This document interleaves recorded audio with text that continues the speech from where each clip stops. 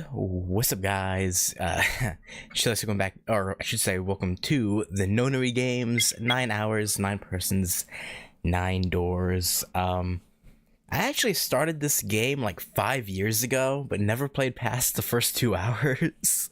There's actually videos of that started playthrough on my channel from like 5 years ago. Hey, Gogeta. Yeah, so. Yeah, after putting up a poll, this one out of between like this Soma and Alien Isolation, so I was like, oh, okay, well, good chance to finally go back and finish this. So yeah, let's jump into it. Yeah, I'm gonna delete save data because again, it's been 5 years. So.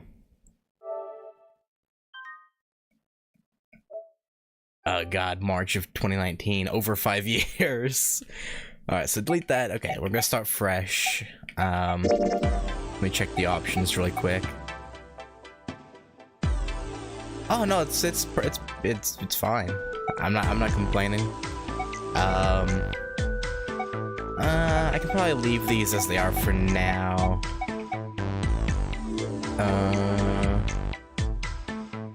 Yeah, it's good. Yeah. I'll leave it as English. Actually, yeah, let's leave it English. It's easier. Okay. I gotta bring up the PS4 menu. Alright. This game is fiction. All names, characters, and incidents portrayed in this production are fictitious. There are 2 modes of play, novel and adventure. Oh. I think that just determines the difficulty of like the puzzles, right? Or something like that. Yeah, it's been 5 years since I started it originally, so I'm not entirely sure. I think that's the case. I remember having some issues with how the remaster handled some things. Yeah, well, obviously I never played the original, so I don't know. I don't know what would have changed. I guess maybe the controls, because like the DS obviously has the lower screen, so there's probably some weird like wonkiness with the conversion. Oh, I see. Okay. Oh, right. Yeah. No. Oh, I can't change that yet. A loud noise startled Junpei awake, and his eyes snapped open. What the? As they adjusted to the light, he realized that he didn't. Ow! Okay, why is it auto-playing? I don't want that to. With a crack, Junpei's head connected with something metal.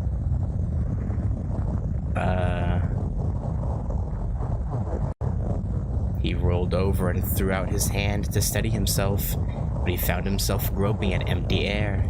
What? Whoa!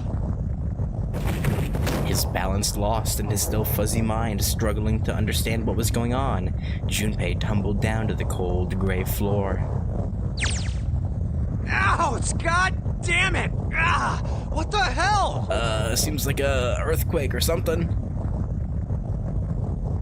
Or I guess they're on a ship, right? They're on a ship, so I guess waves. This wouldn't really make sense to be waves. It's way too constant. I fell pretty far. That really hurt. Damn, my eyesight's kind of blurry. Must have hit my head. Yeah, I mean, the falling out of a top bunk of a bunk bed will do that. No, wait, that's not it. An earthquake, but it's shaking too fast for that. Anyway.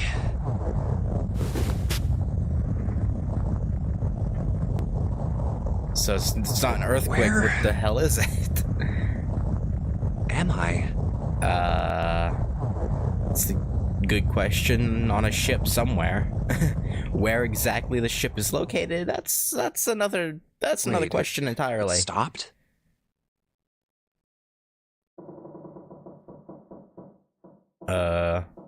What's that sound? Sounds like creaking?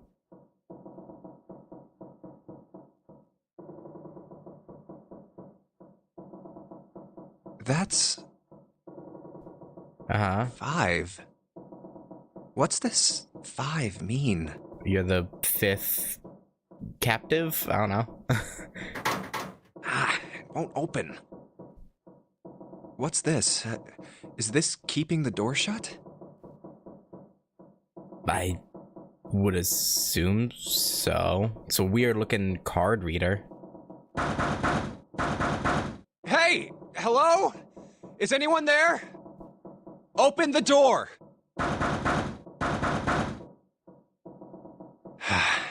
Yeah, I don't think anyone's coming to help you, bud. Huh? What the hell is this? A watch? It doesn't look like one. 5. Mm-hmm. That's the same as the door. Very astute observation there, Junpei. Very astute. What? How do I take this off? That's the neat thing. You don't. Maybe pushing something on this will work? Nothing. Damn. Guess I'll have to force it off. That doesn't seem like a good idea. No good. This stupid thing won't come off. Hmm. What the hell is the deal with this thing? I mean, designed not to come off, I'm assuming. Where am I? And why the hell am I here? Why? What the hell happened to me? Kidnapped. My head. Maybe I should have switched to the Japanese voices. I'll be honest, there's something about the voice acting on this guy that's weird. I don't know. This is... Hold on. Am I on a ship? Yeah. I can't see anything. If only it wasn't so dark outside. Huh? That's not... What that's bad. Oh, you gotta be kidding me. That's very bad. What the hell is going on here? Nothing good. Yeah, we got What it. the hell? We need to God go. damn it! We need to leave. Hey! Anyone! Is anyone there? No. Come on! If you're Unfortunately. there, say something! It's not stopping. Yeah, Not good. Not good at all. Okay. definitely not. I need to find a way out, and fast. Okay. I vaguely remember what to do here. Because like I said, I did start this 5 years ago, so I vaguely recall this first room. If I remember correct, operations during an escape. During an escape, you are restricted to an area. Your goal, search around to uncover how to unlock the door. There are items and hints in the room that will help you escape. Use the cursor to select a location you find suspicious to search the room. L1 or R1 to walk around the room. Left stick controls. Move the left stick during an escape to use the cursor. Press square to speed up the movement, and X to search where the cursor is placed. Okay. Let's check this thing. Oh. About items. Once you've obtained an item, you'll be able to go to the item screen, okay? Pressing triangle will take you to the item screen. Hey, Byakuran. Note from bulletin board. Search. The notes got filled in red triangle, empty red triangle, filled in blue. Yeah. Oh, that's all good. Thanks for stopping in. The VOD will be there. Okay. Investigate with an item. The item visible on the lower left is the item currently in hand. When you close the item screen, the last selected will be in hand, okay? If you hold an item while investigating the room, you may trigger a reaction. Try switching out items in hand and search different places. Press up to quickly change between items. Okay. The photo. Search an old picture frame. There's a picture of a ship in it. There's screws keeping the back on. Yeah, I remember I have to find a screwdriver. Bulletin board, nothing on it. Oh, I didn't mean to click again. I think the suitcase. Oh no, I didn't mean to do that. Open. No dice, lock tight. Okay, we can't do that. Okay. I remember there was something about this thing. Hey, Meridak. All good. This is the door to the stove. Well, it opens easily enough. Sure wish the door to get out of here was that easy to open. Alright, yeah, there's a screwdriver. What's this? It looks red. Screwdriver.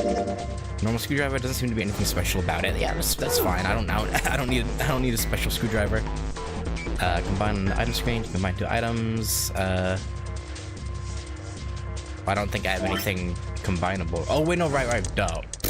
What am I thinking? Alright, well the screwdriver got the screws off easily enough. Here's the picture. Okay, so left facing is 1, left facing filled in is 6. Okay, hang on, let me flip this the right way around. Okay. So top left filled in, bottom right empty, bottom left filled in, top right empty. Okay. So 7, 4, 6, 3. Okay. Number on the dial, 0101. I guess I need to put the key in the keyhole before I can enter any nut. Oh, okay, so I have to find the key first. In here? Yep, that is. Looks like there is... a key? Yep, that's a key, alright. Little blue one. Key's pretty small. Definitely not for a door. What's it for, then? Key's blue. Is it supposed to open something else blue? That's a good thought. Yes, let's go straight over here. Open key. Alright, let's see what happens if we put this blue key in the keyhole. And nothing. I guess I'm gonna need some sort of code for the dial, yeah. Minigames. During an escape, your investigation may trigger one of several minigames. All operations for the minigames are done by using left stick and X. Some minigames will require you to manipulate something, while others will only require you to apply the right object or touch the right thing. Yeah, touching the dial will cause it to move to the next number, okay. For numbers to swing, touch the key. If the numbers are correct, it will unlock. Okay. What was it? 7, 4, 6, 3? Come on. There we go. Or no, wait, whoa, okay, hang on, let me go back. I don't know how I forgot what it was that easily. Hang on. 7, 4, 6. You know, it should be 7, 4, 6, 3.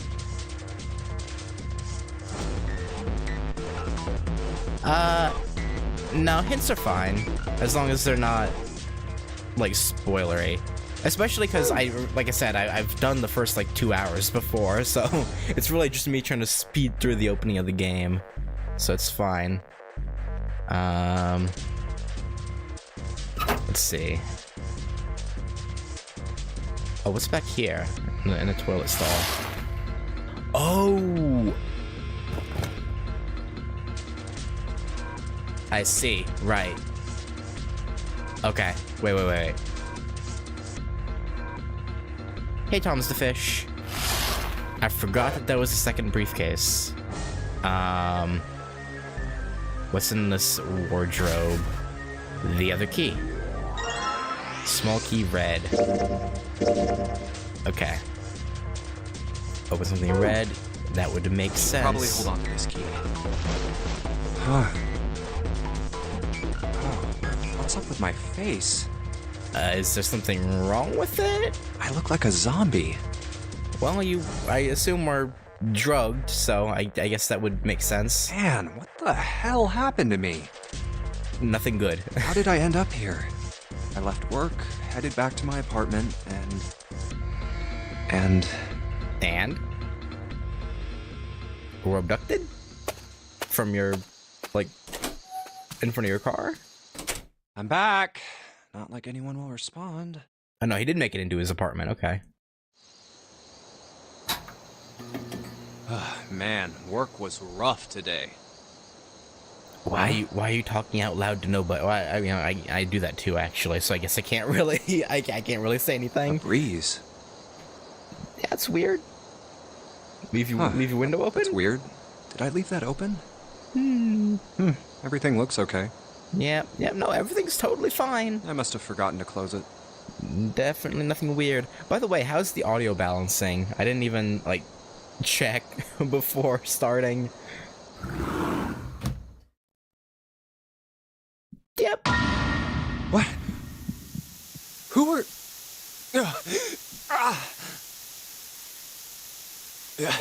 I can't... Yeah. Yeah. Consider this a privilege. You have been chosen. Gasoline Fuyuki, Caster, Ghastly pulling some shenanigans. You are going to participate in a game. I'd rather not participate in a death game. Thank you. The memory game. I appreciate that you think we're a good candidate, but It I'm is a good. game where you good. will put your life on the line. I'd really rather not. That's right. That guy with the gas mask. Yeah, That son of a bitch must have taken me here. that would be the logical conclusion. When Yeah, I get my hands on him. I don't think he's someone you want to mess with. I don't know. Something gives me the opinion that you shouldn't try anything. Well, I guess there's no way to know if that was a man or not. True. Just who was that? It's very likely a man, but no guarantee. They said you have been chosen. What the hell is going on? Why me? Really shitty luck. You are going to participate in a game. The memory game. It is a game where you will put your life on the line. Again, doesn't sound very fun. But The nonary game. Huh. What the hell is a nonary game? God damn it! that's a good question. I don't know what that's supposed to mean either. Okay, let's go in here. Oh wait, that's just a mirror. Oh. I thought for some reason I thought it was a door. I'm silly. That wouldn't even make sense. Okay, well, I don't know what I'm on. Can I inspect this bed? Can't reach this bunk. I can reach this bunk, may as well do it. Huh, damn, nothing here. What about this one? Pretty high up there. Can I use the ladder? You need healthy bunks. Well, worst case scenario, I can just climb up there. Yeah, right, like that's gonna work. Yeah. The water would eventually reach you. I can't bring myself to call this a bed. It feels like a board with a sheet on it. It's pretty flat. Okay, I guess there's nothing there then. I didn't mean to click on that. I wanted this. I've got it. If I pull off these sheets and shove them into the window, maybe that'll stop the water. Alright, window, let's see how you like this. Shoot, that's not gonna happen. Yeah, no, I was just trying to search the bed. There's way too much water coming through here. Or there. No way these sheets are going to be enough to plug up the window. I guess there's only one way I'm going to live through this. And that's by getting the hell out of this room. After all, there's not really anything else I can do. Yeah, I just searched the ladder. Maybe this one? We gotta hurry this up, okay. Well, I haven't searched the actual window yet. Water just keeps pouring through the window. It looks like a waterfall. I don't think shoving something into the window is gonna stop the water. I have to figure this out. Oh, do it again?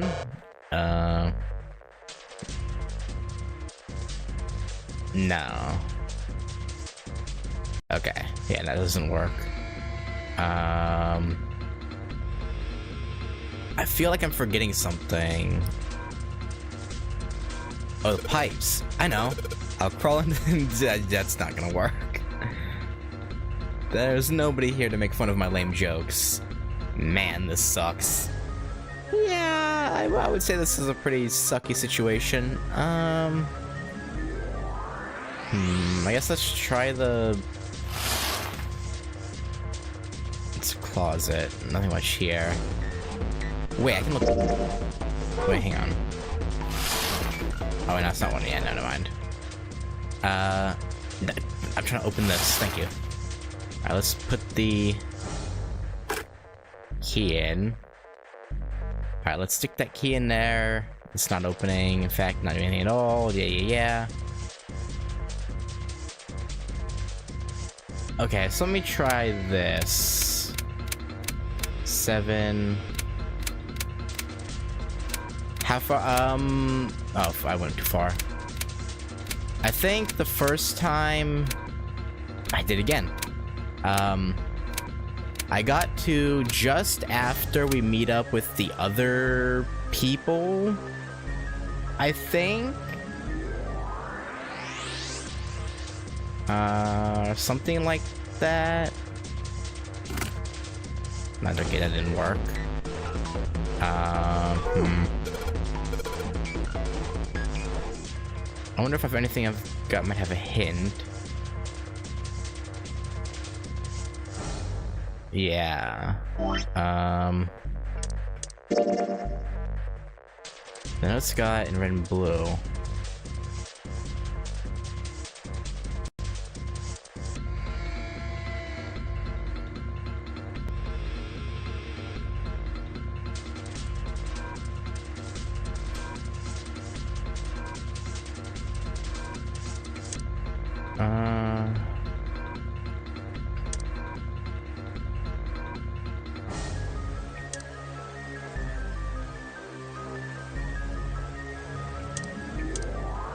Seven, 4.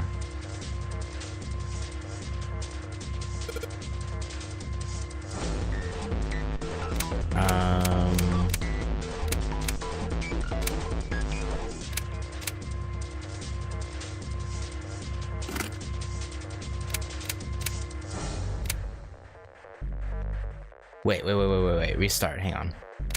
I think maybe 7, 1. No. Is there another sheet of paper with more hints that I'm missing? It's possible. Old stove. Nothing in here.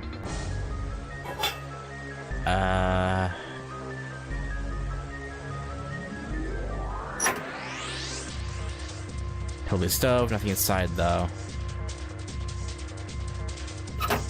What did I miss? Doesn't seem like there's anything hidden in the sink, only drain in this room. Wait, hang on, let me go back over here. Can I look up? No, it doesn't let me go up. Okay. I go to the top bunk. 5, huh? Oh! Wait a minute.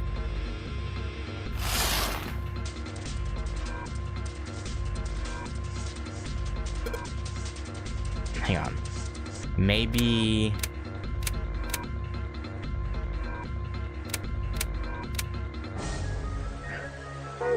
Wait a minute. Hang on.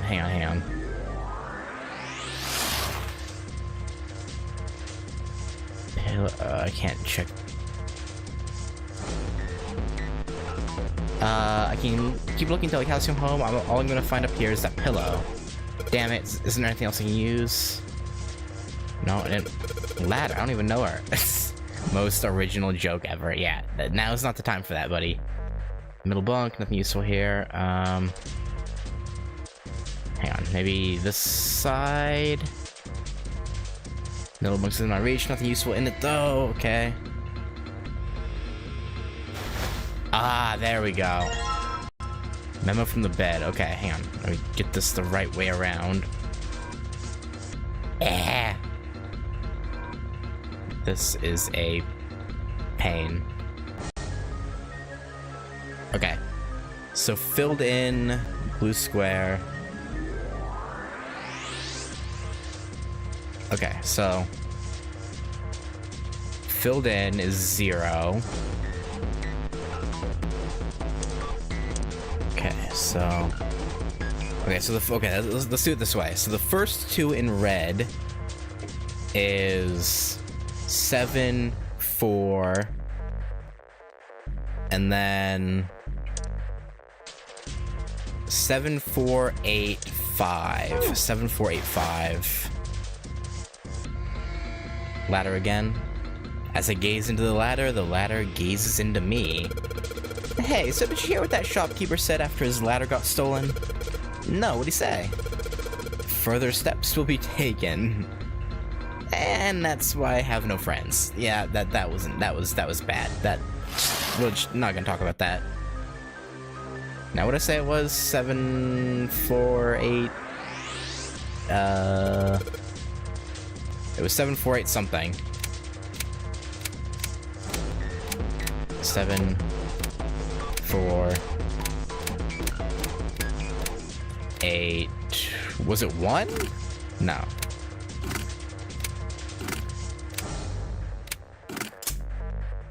There we go. 7, 4, 8, 5. Yes. I unlocked it. It's opening. Alright, got some key cards. Stack of red key cards in the briefcase. Okay. These look like key cards. There's a number on each one. 1, 2, 3. Okay. Now, blue was okay. Starting for blue is 0, 0, 2, 0, 2, 6, 0, 2, 6. Yeah, 6, right? Yeah, 0, 2, 6, 3. 0, 2, 6, 3. I don't know why I backed all the way out. 0. Use another try. 0, 2, 6, 3. There we go. Alright. Let's see if the numbers work. Return to the key and hey, look, it's working. Yes, alright, let's open it. Let's open it up. Yes, it opened. Looks like there's something in here. What is this? A file? A file screen. If you find any documents or notes during an escape, the information contained in them will be available on the file screen. Press right to open the file screen. Alright, let's see what's in this file. Digital root. Let's see here. Compute a digital root with the following steps. First, add all the numbers in question to one another. If you end up with something greater than a single-digit number, add the digits to one another. For instance, if you have a double-digit number, add the number in the tens place to the number in the ones place. Okay. Keep adding digits in this manner until you have a single-digit answer. That final single digit is your digital root. The digital root of 6, 7, 8 would be 6 plus 7 plus 8 equals 21. 2 plus 1 is 3, yeah. Therefore, the digital root of 6, 7, 8 is 3. The digital root of 1, 2, 3, 4 would be 10. And then 1, so 1, yeah. Therefore, digital root of 1, 2, 3, 4 is 1. I see. So I just keep adding numbers until I get a single digit number. Straightforward enough. Hey, V6. Oh, looks like there's something on the back of this thing. A notebook, a pen, a calculator, and a stack of key cards. Huh.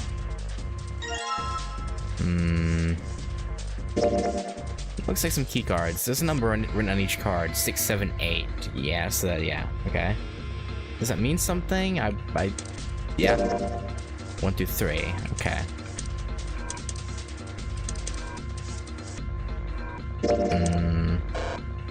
No. New material has been added to the file screen. Calculator. Press it, open the calculator screen. The calculator can also calculate a digital route, which will be important to the progression of the story. Okay, let's go over here. These cards, numbers on them. I'm pretty sure this is where I'm supposed to use them. Alright, let's slide these cards and see if they work. And... huh? It's not working? Why? Why, damn it? No. No, that's right. I still have cards I haven't used. Yeah, I don't know if that will do anything, but... damn it, not again. There aren't any more cards in here. I've only got one other hint. Of course. The files. That file says something about a digital route. A digital route. The digital route, huh? What am I supposed to do with... there's a 5 on that door. Do I have to get a digital route of 5? Makes sense. I'm not really sure about this. Nah, whatever, it's worth a shot. Let's see if this works. I'll just slide the cards to give me the digital route of 5 through the reader. Operating instructions. Use L and X to select 3 cards. The digital route of the selected cards will be displayed. Selecting reset will deselect all currently selected cards. After you've selected 3 cards, use to select the device. Okay. Alright, let me think about this. So... 7 and 8 would give us 15, which would be 6. Or... yeah. Is it just one? No. Down. 3. This is 5.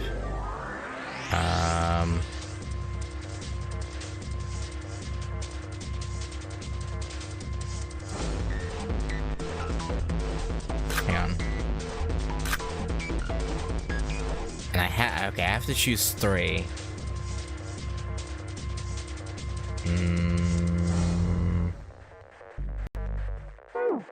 Oh, I didn't mean to do that. Right, reset is L. Fuck. Yeah, I know. Yeah, I didn't mean to back out all the way. Alright, let's do, so it's 2, 5, 2.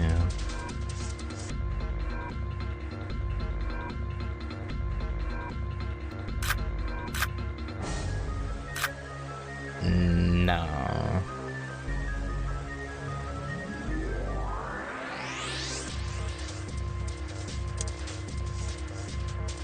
One, 6, 8?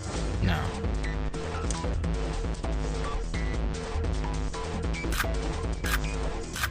There we go.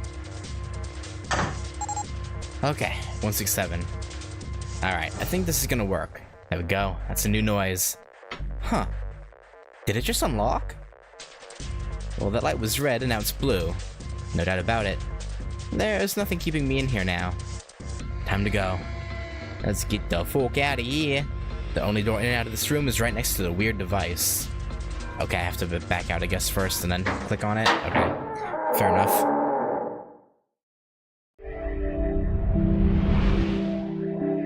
You found it. I guess I did. Yeah, I guess you open the door and all the water is gonna spill out at once. Yeah. Ow! Knock you on your ass. My head. Yeah, that probably wasn't a fun tumble. Wait, is it over? That bit of it is, yeah. Whew. That felt too much like being flushed down a toilet. Damn. Well, better than drowning, I guess. I mean, yeah. I would rather just take a harsh fall than drown to death. That's a real good point, Junpei. Am I in a hallway? Yeah. Oh. A door. Another door. Hopefully unlocked. Damn. Ideally. Water. Ugh. Let Why does he know how that me feels? go. It's a little concerning.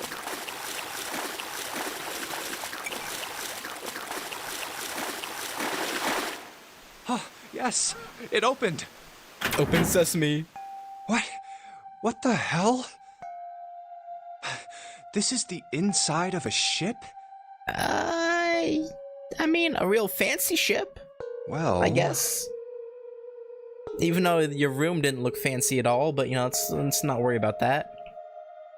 Yeah, that's what I thought. This is totally Wait, what the hell? I mean, the water. A wave? I mean, Oh shit! Shit! Okay, I gotta get out of here. yeah, run, motherfucker, run! C deck.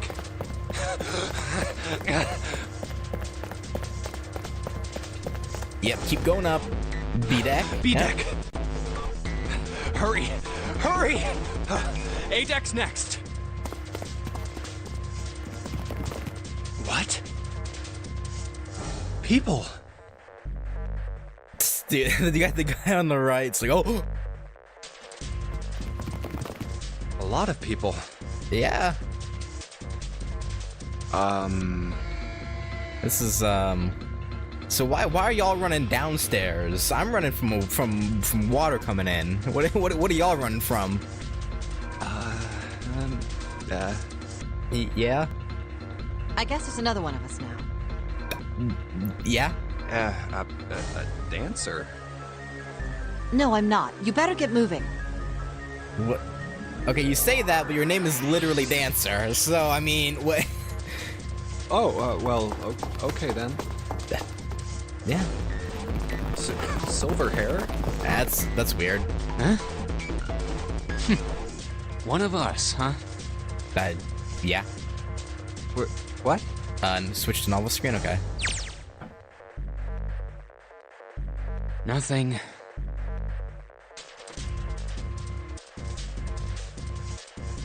Following him was an older man, his face calm and without fear. Soft wrinkles sprouted from his eyes, and he came close enough as he passed for Junpei to see wisps of gray in his hair. His composure and shock of hair struck Junpei as rather like that of an elderly lion. I guess I can see that, kinda. Going up won't do you any good. There are 2 doors, but neither of them will open. Wait, hold on. The doors won't open? Why does his voice sound familiar? Like, I've heard that voice, like, recently, I'm pretty sure. Huh.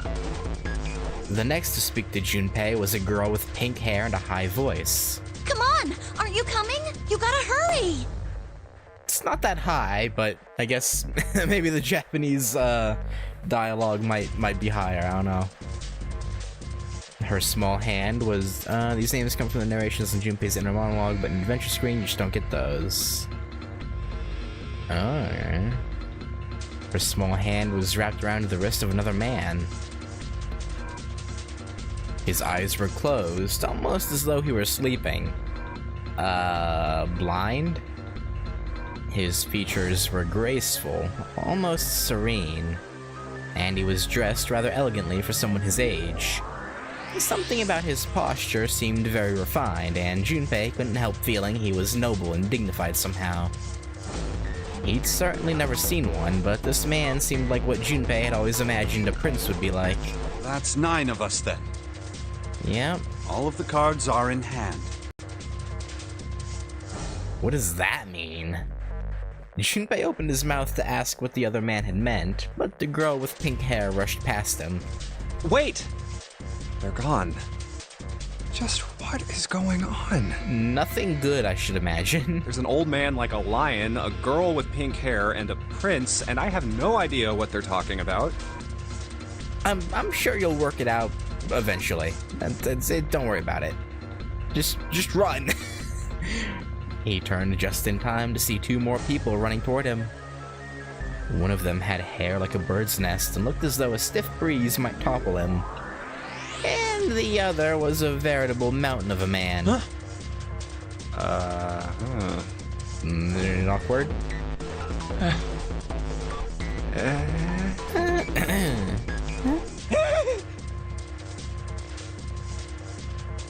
Ah! Are y'all just gonna make noises at each other, or The scrawny one scuttled past Junpei as though he were running from something. He probably did. What was that all about? Or probably is, I should say. Hey! What the hell are you just standing there for? I don't know what the hell you're running from. Like, Didn't you hear him? No? Not really. The doors on A deck are no good. We gotta check the doors on B deck. Okay. Got it? Now go! Before he had a chance to respond, the man laid a massive hand on Junpei's shoulder. With no more effort than Junpei would have used to brush aside a fly, the man shoved him out of the way. Oh, that's a bit rude. Thrown off balance by the man and recent events, it took Junpei a few steps to get his bearings. He finally regained his balance and looked up at what the other 7 had been running toward. Hey man, that was dangerous. Is now really the time, Junpei? There were 2 pairs of large iron doors set into the wall in front of him. They looked quite sturdy and each had handles jutting from them. Written across the surface of each door in red paint was a number. The door on the right, 4? And this one says 5. 5. Like your number on your watch. They're the same. Uh-huh. The guy Junpei had decided to call Silver was mumbling to himself. The room I woke up in had a number on the door just like that. Yeah, same. You too, eh? With an arched eyebrow, the lion looked over at Silver. My cell was the same. A number upon the door. I opened it, ran down the hallway outside, and found myself in a rather grand room full of stairs, as I suspected the rest of you. Yeah. It was as though the floodgates had been opened. They all began to talk at once. Me too. Same for me. There was a door with a number on it. It soon became clear that each one of them had awoken in a room with a locked door and solved a puzzle to escape. They'd all ended up in the same room. Almost as though they'd been guided there. Yes, we all saw the same thing. That's not important. We need to hurry. You think I don't know that lady? Well, I mean, you did stop to talk about it, so... Before the dancer had time to finish, Silver was already running. Open! Damn it! I think that's my door. Thank you very much. He grabbed hold of the door labeled 5 and pulled. However... Fuck, it's not opening. This damn thing won't even budge. Out of my way! I don't think you're gonna do anything about it either, man. Let's be real here. The mountain grabbed Silver's shoulder and tossed him aside. His path cleared, he took a few steps back, then threw himself at the door. You know, brute force won't fix everything. 3 times, 4 times. The door shook as his body slammed into it, but showed no signs of breaking or opening. The mountain threw himself at the door again. A body slam from a guy that big didn't even budge it. Yeah, makes you wonder what they have sealing it shut. There must be some other way. Junpei turned toward door 4. Next to the door on the wall was a small box. This looks just like the device next to the door in that room earlier. Yeah, I would say it's a little bit different, but yeah. So that means this door is probably locked too.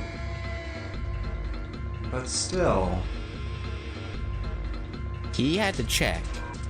Junpei grabbed the handle and threw all of his weight onto it.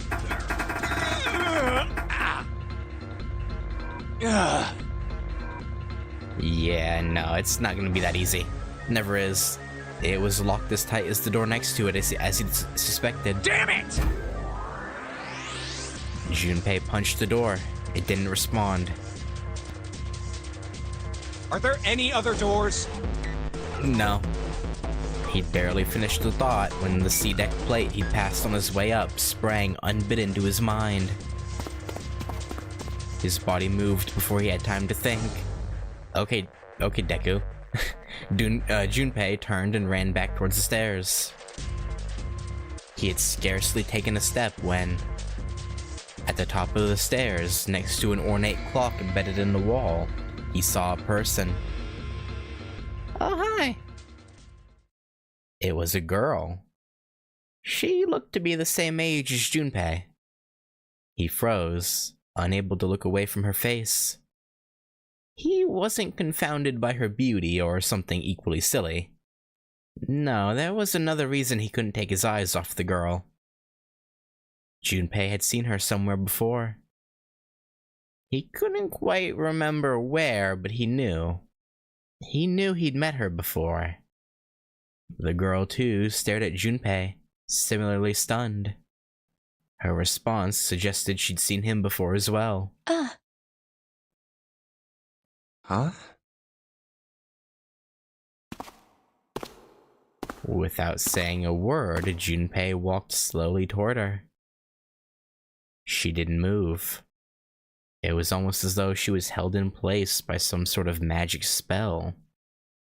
As Junpei stepped onto her landing, the spell broke. No sooner had he set his foot down than the whole ship shook a second time. Yeah, there's no time for dramaticism. The quake caught the girl unprepared and she fell. Watch out! Moving on instinct, Junpei leapt to catch her. Or so he thought. No, instead she just landed on him. Yeah. Her face was far closer than it should have been, mere inches from his own. Yeah. He was flat out on his back, and she had landed squarely on top of him. The girl seemed as confused as he did, and her face suggested she still hadn't fully recovered from seeing him. For a moment, that seemed to stretch for a very long time. They stared at one another. The ship stopped shaking. Everything was quiet. Water could be heard from the bottom of the ship, lapping faintly at walls and ceilings, but eventually that faded as well. Are we really gonna do this? When we could die from drowning? Like, really? We're just gonna... Okay. The silence was complete. A thick, muffling blanket. At last, the girl opened her mouth. Oh my gosh! Is that you, Jumpy? Jumpy? Jumpy. Jumpy. Her words echoed through Junpei's head, and suddenly his memory returned. Akane.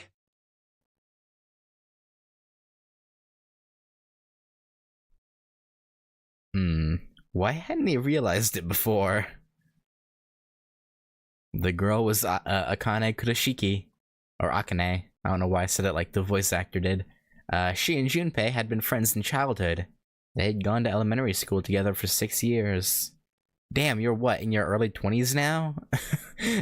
And you remember someone who should look vastly different from your elementary school days? I mean, I guess, well, I guess. But what was she doing on the ship? I guess it's not that weird. If they'd only been together for like a year or two, maybe... Yeah, no, 6, yeah, I guess, yeah, okay, yeah. Her soft eyes were only inches away from his own. He could feel the warmth of her face. Feelings he thought long forgotten began to work their way to the surface. Brother, those feelings are from like a decade plus ago. Like, come on now. He could feel his face heating up. At that moment. Oh, yeah, thanks. They're anime people, they don't look different, they only look as if you took a stretching tool and pulled them along. Yeah, yeah, fair.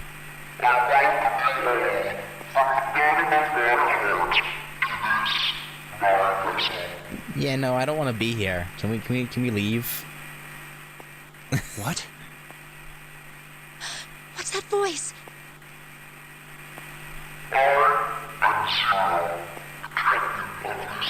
Right, Captain. You definitely legally own the ship, for sure. Definitely, yeah. This is... that guy in the gas mask! Yeah. Hey, asshole! What the hell is this? Come on out here. I want to get a look at you. I don't think that's gonna happen. What do you mean to do to us?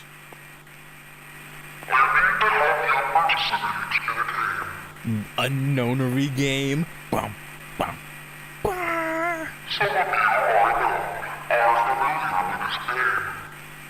Are they?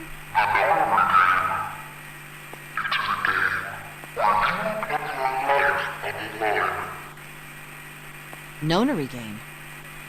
What the hell's that?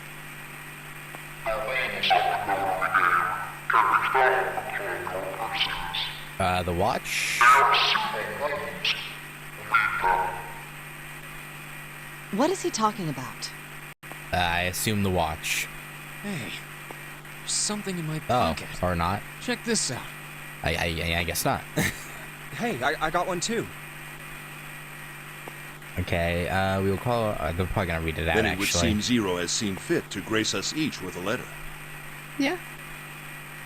Would you mind terribly reading it to us, young man? On this ship, you will find a handful of doors emblazoned with numbers. Yeah, we see that. We will call them the numbered doors. Very straightforward. The doors in Yeah. front of you are a pair of the same. The key to opening these numbered doors are the numbered bracelets that each of you possess. Should you total the numbers on your numbered bracelets and find that the digital root of that number is equal to the number of that door, the door will open. Only those who have opened the door may pass through. There are, however, limits. Only 3 to 5 people can pass through one numbered door. All those who enter must leave, and all who enter must contribute. What happens if we don't all contribute, though? Oh, So as this in, thing like, on to... my arm Okay, is no, never mind. bracelet. I think he means contribute to opening the door. Probably. The purpose of the game is simple. Also, did he just say, so this is... Like, yeah, it's a bracelet, watch, whatever you want to call it. Like obviously. Leave this ship alive. Yeah, that'd be good. It is hidden, but an exit can be found. Seek a way out. Seek a door that carries a 9.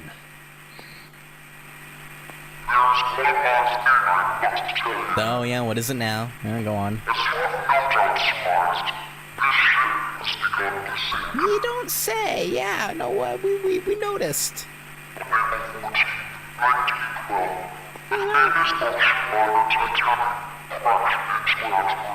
That it did, yeah.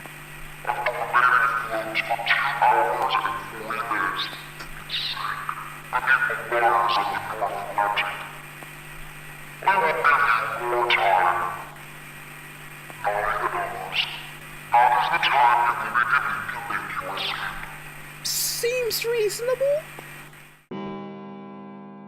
I mean, could be I hear a worse.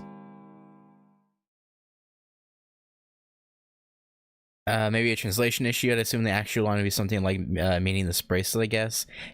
Yeah, that would make more sense. Because, yeah, that seems like he's just pointing out the obvious. Like, obviously, you're like something that you're wearing on your wrist is a bracelet. So, yeah, I get a translation issue, I get, would make more sense than that being the actual line. I think it's coming from over by the stairs.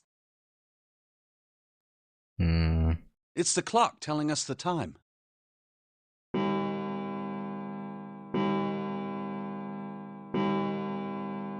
It rang 9 times, so 9 o'clock then? I think it's 9 p.m. Yeah? I couldn't see anything when I tried looking out the window earlier. It has to be nighttime. If that is the case, then we would need to escape by 6 a.m. tomorrow. What about the, like, what, half hour or whatever that passed already? Does that not count? time. Let our game begin. I wish you all the best of luck. I guess not. Okay. Hey! You bastard! What do you mean by that? Come out here, you asshole! You know, obvious threats, I don't think are gonna make him ordained to give you an audience. You know, I don't think that's gonna. That guy won't stop shouting. I don't think it's gonna work. And the others. Yeah. Okay, hang on. It just shifted view. Everyone's in deep thought.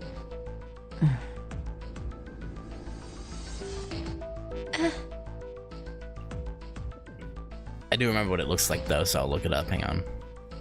Titanic Grand Staircase. Oh wow, that's like the exact same. Even the floor paneling. I mean, the floor paneling is a little bit different. Like the design on the squares are different. But yeah, it's like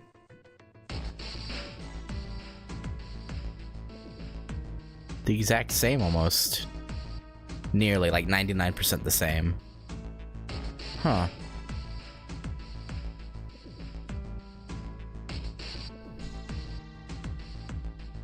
Whew. I have way too many questions. Yeah, and we're probably not gonna get any answers anytime soon, so... Who is Zero? We can worry about that later. What's the Nonary game? What's it for? Is he some nutjob just doing this to mess with us, or does he have some other purpose? I mean, those are all good questions that we can worry about the answer to some other time. Like, now is not the time for this. Why pick me to be part of this insane game? I don't know. And the others? Why are these 8 people here? And the most confusing of them all. Akane? Why is Akane here? I don't know. I haven't seen her since elementary school. Why her? Why now? I mean, I doubt it's coincidence, but we can worry about the whys later. Coincidence? No. There's no way. There has to be a reason. Again, you're probably right, but I don't know if now's the time. I don't know what exactly, but there has to be. Very well. Standing around here won't do us any good. Best we get moving, don't you think? Yeah, I concur. Get moving? Are you planning to open the numbered doors?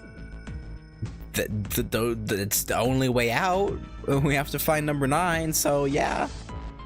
Hey, wait! Wait, don't tell me you're actually gonna do what this Zero says. If we just sit around trying to open these doors in vain, or open whatever, any other doors in vain, we're gonna drown in 9 hours, or get blown up or something. I don't know. Like, I'd rather just play along for now than be killed, personally speaking. I don't know about you, Miss Dancer Lady, who says she's not a dancer, but yeah. No, that's not what I mean. I'm saying let's find another way. After all, we haven't really examined this place yet. True. What? Where have we not looked? Everyone searched A-Deck already, right?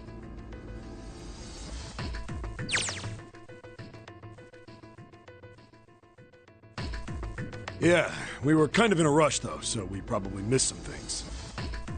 Why don't we check out the lower floors first? We should see how deep this place goes. I can work with that. Then let's go.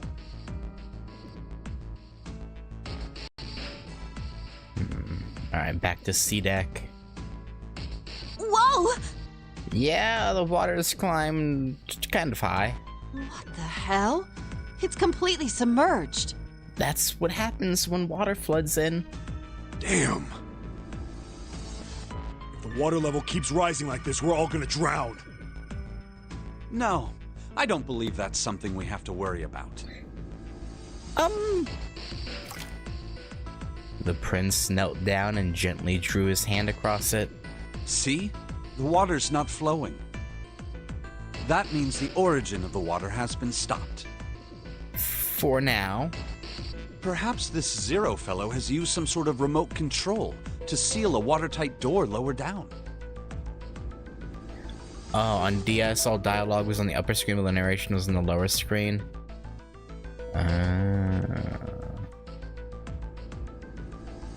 I assume this is what you meant by not liking how the remake handled things, or remaster. Because yeah, you have to switch between the two things, makes it a little more annoying, I guess. He said that our time limit was 9 hours. In other words, this water won't rise for 9 hours. Then you're saying we won't sink till then? Yeah. Well, that may be a little too optimistic. No point to wishful thinking. Yeah, we shouldn't be too optimistic. That's depressing. I mean, it's keeping it realistic, you know? If we don't determine a way to advance from this point, we are stuck on A deck and C deck. Looks that way. Hey, hold on. How about we check C deck before we jump to any conclusions? Yeah, and I don't think anyone ever looked around there, so We might find something there. it's possible. You're right. I think we should look at the metal doors by the big staircase, too. They're pretty suspicious. No numbers on either door. And I don't see an authentication device either. But are they unlocked? Nope. It's locked. Yeah, I didn't think so. This one too. Damn, none of the doors are opening. Hey guys, over here. There's another door behind the stairs. This one doesn't open either. But it does have a keyhole. Whereas the other two didn't, I don't think. We'll see about that. Hey, old man, give me a hand. Using force, I see. Let's give it a try. Lion's voice actor sounds so familiar. I said it before, but I can't place it. It's like on the tip of my tongue.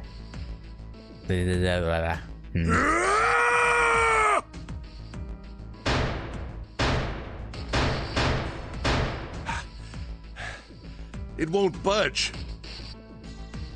God, it's gonna bother me. Could you not just start shouting out of nowhere? You almost gave me a heart attack, you know. Well, it would save you the trouble of dying in 9 hours. Oh, sorry. He was just trying to hype himself It doesn't up. appear to have moved even with two of us trying. It's very well Richard made. Epcar. I'll be honest, I don't really know many EN voice actors. I know them by their roles more than anything. I can't think of what other game I've heard him in. I'll just look up his name. It's a good point. Hang on. So okay, so Richard Epcar. Okay. He was.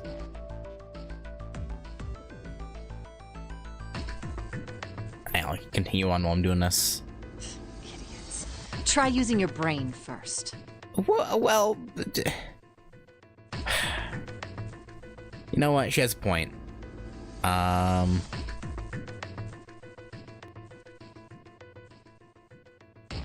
have it. Hang on.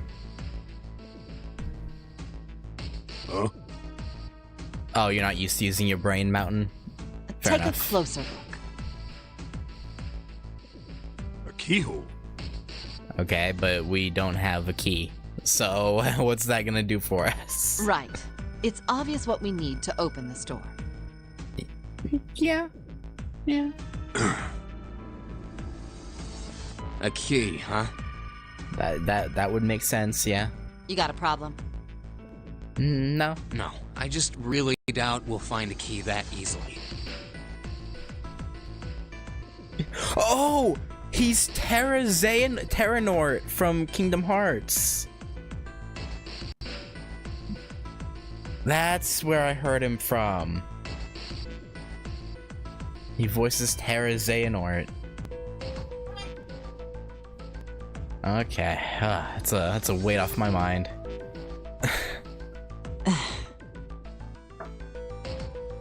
Ignoring the tense air between the two, Junpei moved closer to examine the doorknob. Sorry, I just had to really figure out where he was from because it was bothering me.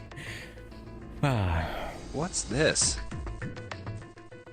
Just above it was a strange mark in the shape of a circle surrounding a dot. There's a mark on it. Does it mean something? Kinda looks like an eyeball. Hey, look! Over here, too! Hmm? In the elevator, Pink Hair was looking at double doors they hadn't examined yet. More doors. I think they're elevators. There's an inverted triangle button by them. May as well try pressing it. Yeah, sure, that wouldn't hurt to try. Huh. Nothing. Yeah, didn't think so. Maybe the power isn't on. Or we need to do something with this card reader. Good point. And there's a strange mark here, too. What is this? It looks like a lowercase h with a dash drawn across the upper stem of the h. Yeah, kinda. Junpei stared at it for a while. This is the symbol of Saturn. Oh, how do you know that? It's an astrological symbol. Oh, so you're one of the astrology girls. Oh, it's great. Then the mark on the other door. It's awesome. I think that was the sun symbol. Yeah, I guess it makes sense. We saw the same symbols on A deck. We did? I don't remember that. I guess she was A-deck, the only huh? one paying attention. I haven't been there, so I wouldn't know. We may as well check again since we're talking about it. Lion's words urged them on, and they took the stairs up. There, the two doors next to the stairs. The one on the left had a keyhole with a similar symbol engraved on it. Alright, what's She's right. this one? It looks similar to what we saw downstairs. I'ma guess... Venus? This is an Earth symbol. Or, okay, no, Earth. Okay, no, never mind. Fuck me, I guess. The horizontal line symbolizes All right. the equator. My bad. And the vertical one represents the prime meridian. Oh, that makes sense. I see. Junpei looked up at the ceiling. The ceiling. Metal plates. Huh. It's as if it's covering something up. I actually haven't watched Sailor Moon. That's true. I was actually replying back and forth with Inutai actually a few weeks ago about that. I do actually want to watch Sailor Moon. I just haven't done it because I'm trying to do Fate Zero, Carnival Fan, a bunch of other stuff. So just never found time for it, unfortunately. But I do want to watch it. I've heard it's good. Just not the like reboot though. But the original. Perhaps it was a dome of some kind. The symbol were also used in alchemy for metals associated with planets. Ah, okay. I wish we could get out through there. Be realistic. We'd need a lot of explosives to open that up. Yeah, I don't know where we get like 10 ton. Well, not 10 tons, but like 100 pounds of TNT. The windows, too. Huh. They're all covered. Which makes you wonder, where exactly does he have this ship set up where he can do all this? There were several windows along both sides of the ship. In other words, Wait, what? What? we're trapped. All the exits go nowhere. Yeah, that's a conundrum. Junpei was not happy. Yeah, no, I don't think I would be either. The girl with pink hair spoke up. Well, I'm sure they go somewhere. We just can't open them. Then the mountain spoke. You don't know that. For all we know, they just open into walls or take us in circles. That could also be true. What if they did? Why? I guess maybe to make us waste time trying that route, I suppose. It's like we waste like 5 hours finally prying one open, and all of a sudden we find out that didn't even matter. No. The prince did not agree. No, I'm sure they go somewhere. Otherwise, what point would there be? The point I just made, but you can't hear me, so I guess, yeah, it doesn't really matter. And we can open them. Well, 2 of them at least.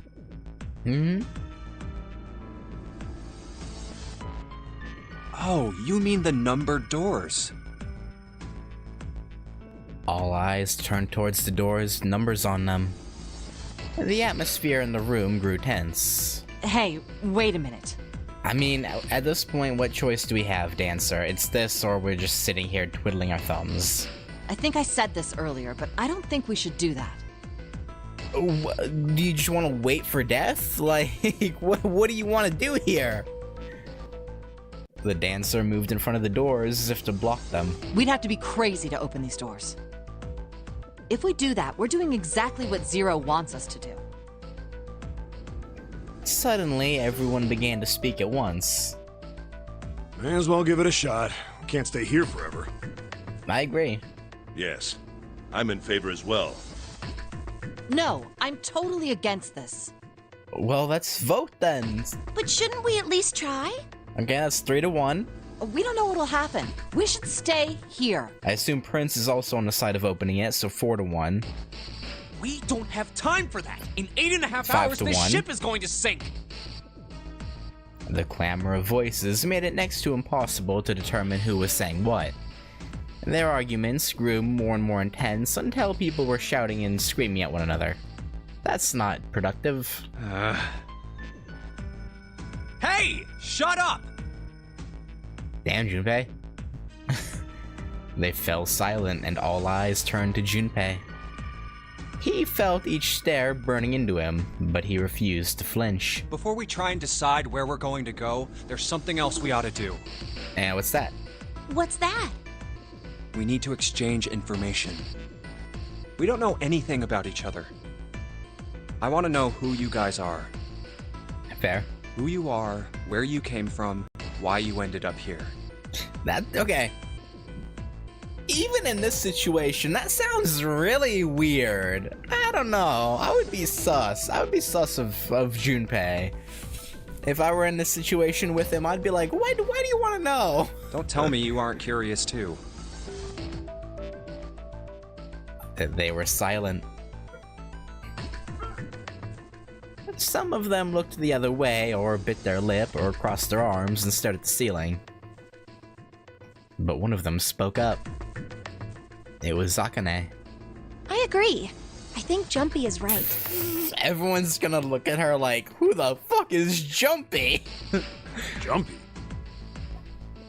Oh, I'm sorry. I'm talking about him. I just call him Jumpy. His name is Junpei. She pointed towards Junpei. We're childhood friends. We went to the same elementary school. Yeah. Wait, stop! What, why? Don't tell us stuff we didn't ask you about. Why? Zero's probably watching us right now. You know, it's a good point. What are you gonna do if he's listening in? I get the feeling he already knows that, Mountain. I don't know. Would that be bad? Yeah. Assuming he didn't already know? that he could use it against us somehow. Hell yeah, it would! But, you know.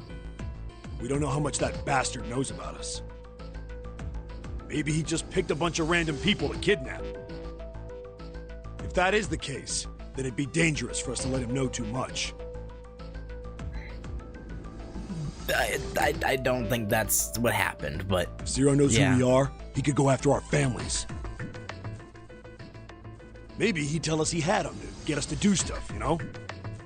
I guess... But he broke into... At least he broke into Junpei's apartment, so he probably already found any, like, contact information and knowledge about our families anyway when he did that. So it's like, what difference would it make at this point? But we still need to know what our names are. It's going to be hard to talk to each other if we don't have names. Alright, then why don't we have code names?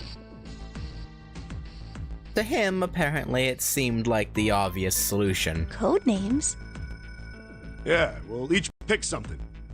Like, I'll be 7. So just our numbers. Okay. 7? Why are you 7? Because of his bracelet. It seemed a fair question. The mountain stuck out his left arm. Because this bracelet number says 7. Yeah. Oh, I get it.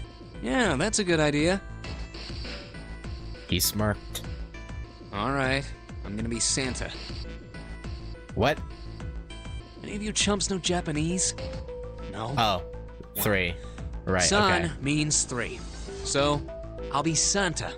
You know, like Santa Claus. Fits, don't you think?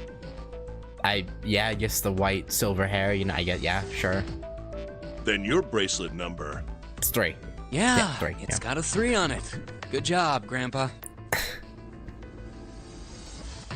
Just like the mountain had done, Silver thrust out his left hand. Sure enough, the face of his bracelet read 3. Very well then. I'll go next, shall I? My bracelet number is 1. Given that, I think Ace seems appropriate. Yeah, okay, buddy. I'll be Lotus then. As I'm sure you all know, it has 8 petals. Yeah, checks out. Which means, of course, that my bracelet number is 8, yeah. 8. I like how everyone is doing, like, wordplay for theirs. And then Mountain is just, I'm 7. I would appreciate it if you would call me Snake. 2? My bracelet number is 2. Okay. Since Ace has chosen cards, then I choose dice. Oh, Snake Eye, okay. Snake Eyes, clearly. Which is particularly relevant given that I'm blind. Yeah? You can't see? I knew it. He'd kept his eyes closed during their entire ordeal, which had suggested something strange, but to hear it said so casually, it was something of a surprise. Everyone seemed a little nervous at the prince's proclamation, but no one seemed to know how to react to it. Me next! There was one person, however, who didn't seem to be surprised in the least. The girl with pink hair. I want to be Clover. Okay, so you're 4. You know, like a 4-leaf clover. Good luck, right? Yeah. Looking almost bored, she held out her left hand. The face of her bracelet showed the number 4. They'd come around to Junpei. He held out his bracelet. Alright, my number's 5. Okay. So my code name is gonna be... Why have one? It's not like there's any point to it now. Yeah, no, Akane already kind of spilled the beans there, bud. The dancer cut him off in mid-sentence. I mean, we all know your name already. You're Junpei. Yeah. I mean, what if you wanted a code name, Dancer, or Lotus? Oh, yeah. Yeah. What if you wanted a cool nickname? They all nodded. Akane stepped forward nervously. Then you should all call me by my name too. Yeah. Because, I mean, it doesn't seem... It doesn't seem fair to Jumpy. Yeah. You're thinking it's not cool for you to hide your name after you told us his. Yeah. Yeah, I mean, it's honorable. Yeah. Akane fidgeted awkwardly. Junpei, he decided he had to do something. What's your bracelet number? It's 6. She hesitated for a moment, then held out her left hand. As she claimed, the bracelet's face showed a 6. Junpei looked at it for a moment and thought. All right then, why don't we call you June? Okay. June? Yeah, the 6th month. Yeah, that makes sense. Yeah, you know, it's the 6th month of the year. Yeah. So you're June. It's very plain, I guess, compared to the others. Aside from Mountain. Jumpy? It's fine, Akane. Akane kneaded her hands and looked up at Junpei uncertain. He smiled back at her reassuringly. Are you good with that? Yeah. She thought about it for a few more minutes, then seemed to come to a decision and gave Junpei a small nod. Okay then. Yeah, this is fine. Their names decided. Junpei ran over them quickly in his head. So this is how everyone breaks down. 1 is Ace. 2 is Snake. 3 is Santa. 4 is Clover. 5 is me. 6 is June. 7 is 7. And 8 is Lotus. Okay, where's 9? That means 8 of us have revealed our bracelet numbers. The only one left is... That glasses Oh, right, guy. this guy. Hair like a I bird's forgot nest. about you. Yeah, where is he anyway? You haven't said a thing so far, have you?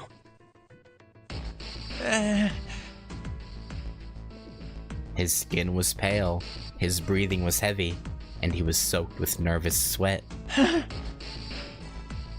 His behavior seemed very suspicious, or perhaps simply emotionally unstable. It was difficult to tell. Whatever the case, it seemed clear that he had only a fingertip's worth of a grip on his sanity. I mean, I'd be freaking the fuck out too. I'd you know... The girl with pink hair, Clover, walked up to him slowly. She put her hands on her hips and eyed him suspiciously. Don't be that way, Clover, come What on. number are you?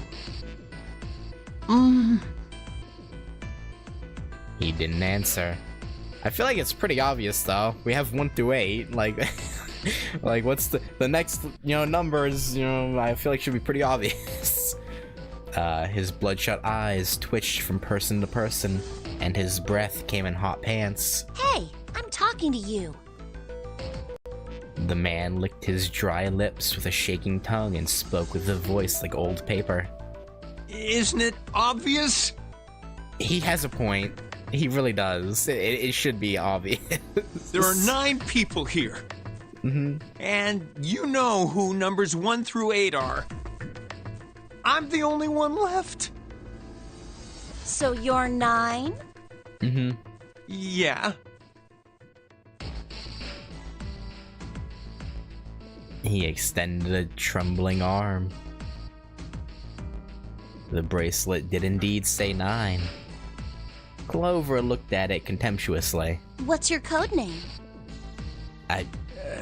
Code name? I mean, you've been standing there the whole time listening to us, right? So, I mean, you know what's up. What do you want us to call you? We all made up names. You should too. One of those is strictly a localization thing?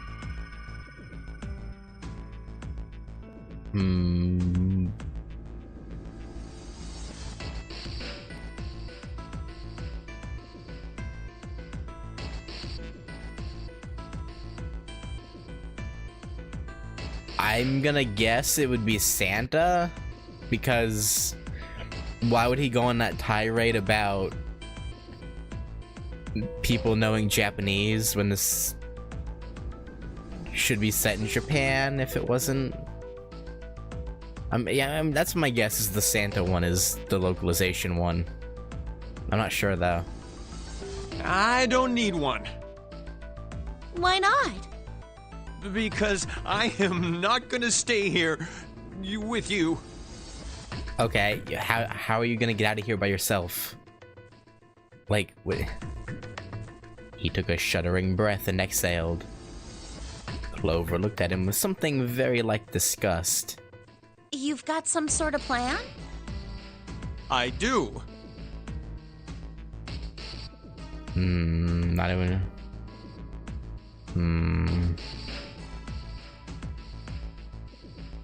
I guess it would make sense. Ace definitely looked like he was... Actually, it's hard to tell, honestly. It's honestly hard to tell. But... Yeah? What's that? You sure you want to know? Yeah? All right, let me show you. Okay. I'm gonna do this!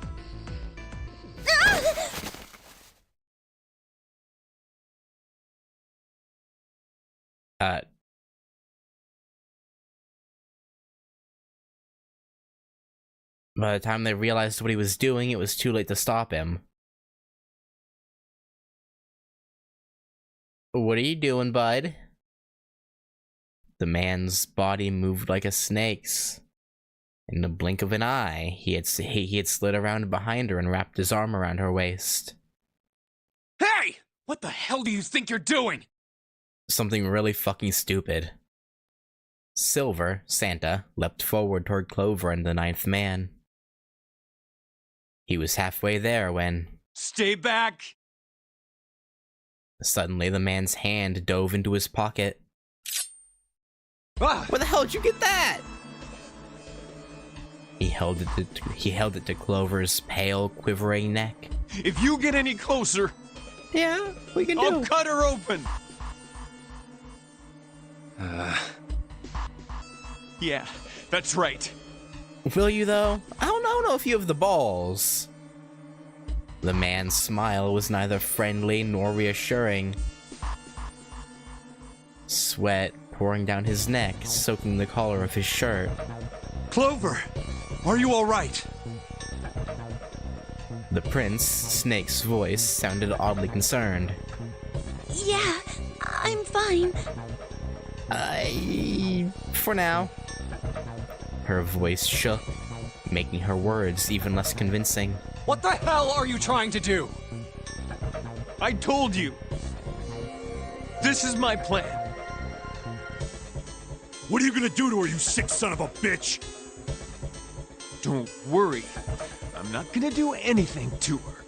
Okay. If she just does what I tell her to, I'll let her go. He started to move backwards, slowly keeping his grip on Clover. Slowly. That's right. Just follow me. You're not... Dude... You realize...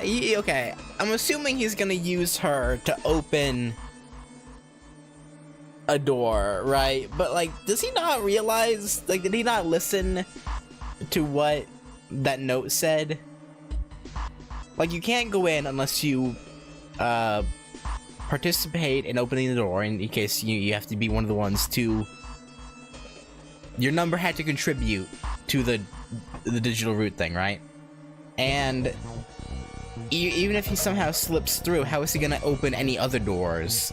Because there's gonna be more doors in between this one and the 9 door. So, like, it feels like he's not really thinking this through at all.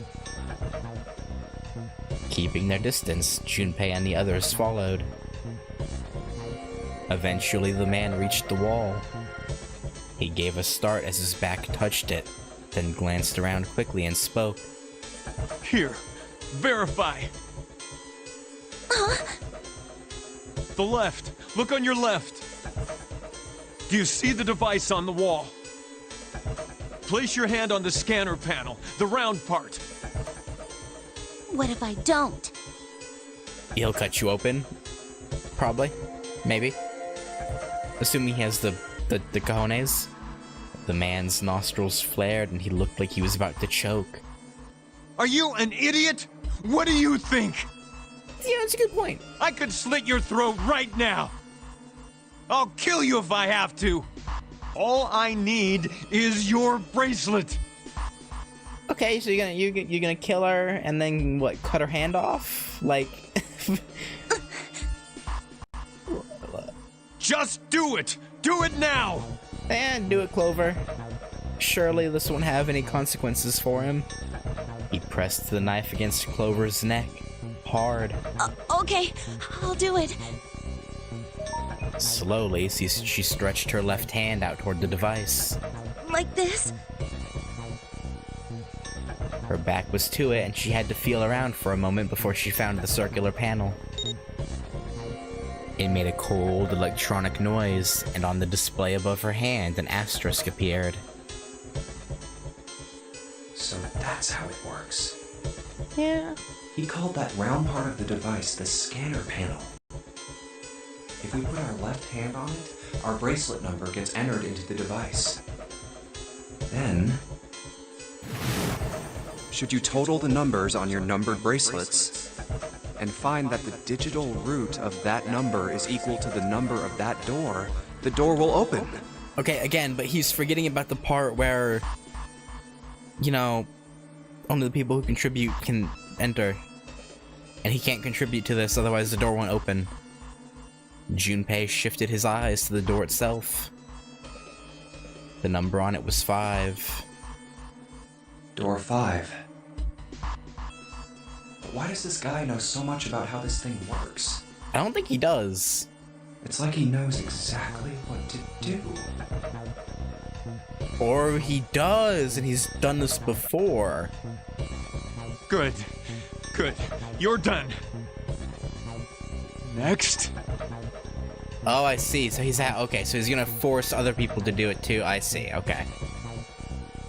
His bloodshot eyes crept from person to person until finally they stopped on the lion, Ace. You, right? You're the one with the number 1 bracelet, right? Yes, I am. So? Then you're next. I see. I got you. Okay. Just verify your number like this little brat did. What are you doing? Do it! Don't you care what happens to her? Well, I mean, to be fair, he doesn't really know her, so... I mean, obviously it would suck to see someone get gutted right in front of him, but... Okay, just calm down. Ace held up his hands, palm out. The 9th man jerked his chin toward the device. I'm coming over. Slowly, cautiously, Ace moved toward the device. After what seemed like an agonizing eternity, he reached it. Now, verify. All right, this is what you wanted, right? Ace nodded and placed his hand on the scanner panel. The device beeped again, and the second asterisk appeared. Now the device has both Clover and Ace's numbers, 4 and 1. Yep, so it'll open now. 4 plus 1 is 5. Uh-huh. It's the same as the number written on the door. Uh-huh. But it won't open yet. Only 3 to 5 people can pass through one numbered door. One more person. If what Zero said is true, he needs one more person. Who? Who does he need? Get back. His voice shook, but the knife he held to Clover's throat made his words a command. Ace took 2, then 3 steps back. No! Farther! More than that! Go all the way back! Okay. This guy is freaking the hell out. Slowly, Ace did what he was told. Ha! The 9th man's lips curled into a cruel, twisted smile. Wait, don't tell me. Yeah, That was when Junpei understood his plan. Clover's 4 and Ace is 1. Uh-huh. Added to the ninth man's 9. Oh. Becomes 14 and then 1 plus... I got 4 you. plus 9 is 14. Yep.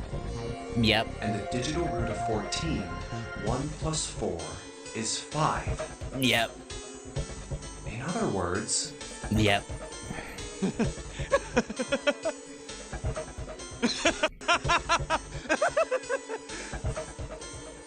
Thank God you were all so cooperative.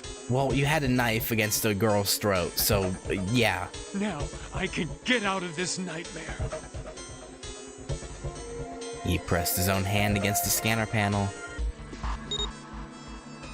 A third asterisk appeared on the screen.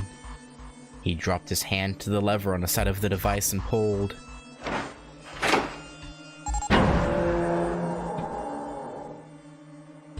Okay, but isn't the door gonna stay open until all the people who contributed to it go through? Like, the door opened with a heavy metallic groan. Good! I don't need you anymore! What? He let go of Clover. Wait! Junpei leapt toward the ninth man, but he wasn't fast enough. Here! She's all yours! The man shoved Clover and hopped through the door. Okay. Have a good one, guys. Buddy? Do you not hear your bracelet beeping? I'm going off ahead now. Well then. Goodbye! He raised his hand and waved, a twisted smirk on his face. Then he was gone. Yeah, no, he's a fucking idiot. he's a fucking moron. The door ground shut with a dull clang of metal on metal. Clover! Are you alright? Snake ran to Clover's side as she lay on the floor. Yeah, I'm fine. Shaken up, probably, but... alright all the same. She climbed unsteadily to her feet, and once there, leaned heavily on Snake's shoulder for support. Damn it! Junpei ran to the door. That bastard! The others followed him. Several pairs of hands grabbed hold of the... oh, wait, no, I think the beeping was the door. I think the door was on a timer. Okay. Several pairs of hands grabbed hold of the handles and pulled.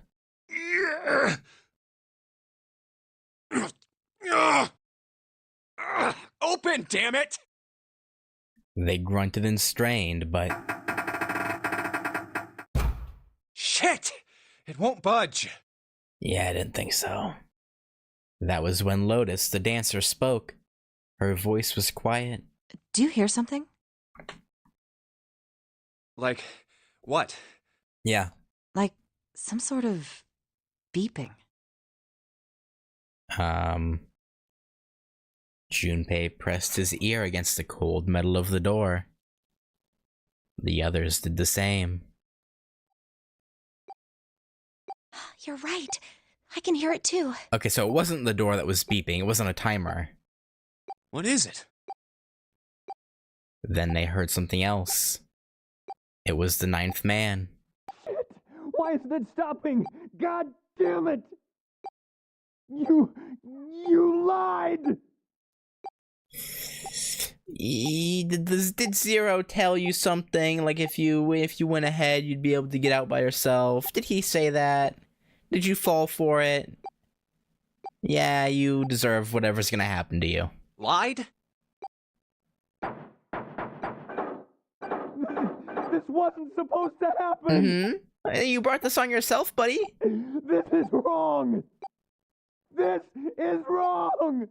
Well, yet taking a girl hostage and threatening to, cut her open is also wrong. So, I mean, you don't have much room to work with there, bud. His voice shook with fear. Safe on the outside, they stepped back from the door and looked at one another. What is happening in there? Open the door, please! I'm begging you! Why should we listen? Help me! Please get me out of here! Get me out of here! Ah, God damn it! Are we gonna help him? Junpei grabbed hold of the device. He slammed his hand on the scanner panel. Nothing happened. Oh, because he already went through, so he can't do it again? Why? Why won't it work? Engaged? Is it because it's occupied? Yeah. Oh my god, there's no time left!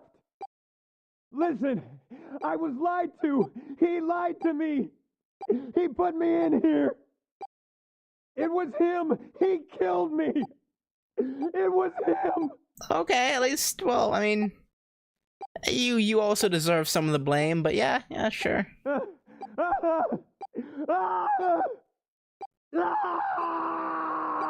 Kaboom. Yep, there you go.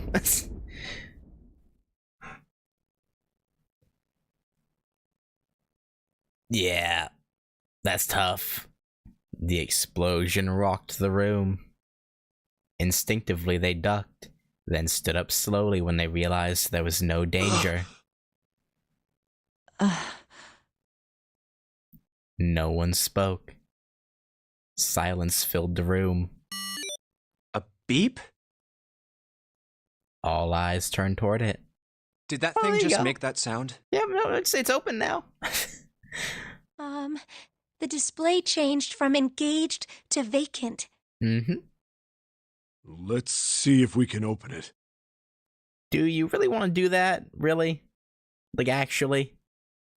7, the mountain swallowed hard. Okay. Junpei nodded and placed his hand on the scanner panel. A red asterisk appeared on the LCD panel. Well, it registered my bracelet number. Yeah. But it won't open with one person. We need at least 2 more people. What to do? Okay, let's see. So 5, and then 1 and 8. Yeah, Ace and Lotus. Right?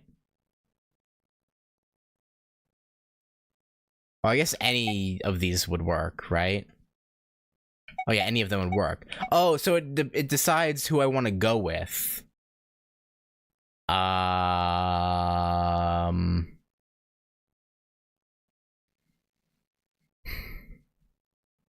Santa's really annoying. And I don't really care about Akane. Both Ace and Lotus are very level-headed, I feel. So I'm gonna go with those 2. This choice doesn't. Oh, it doesn't? No.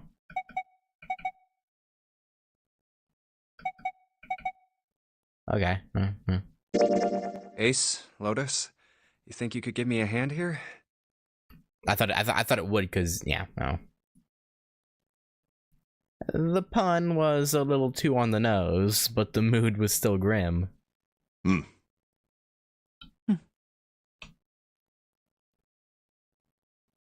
Both Santa and June lifted their left hands silently. Huh, okay, I guess not. He verified and she followed suit. 5 plus 1 plus 8 equals 14. Yeah, The digital root of 14, Yep. 1 plus 4 equals 5. Yep. This should do it. Now we just need to pull the lever on the side. You guys ready? I'm gonna open it. Junpei grabbed the lever and looked back over his shoulder. They stiffened and nodded. Junpei nodded back and set his mouth in a grim line. Then he slowly lowered.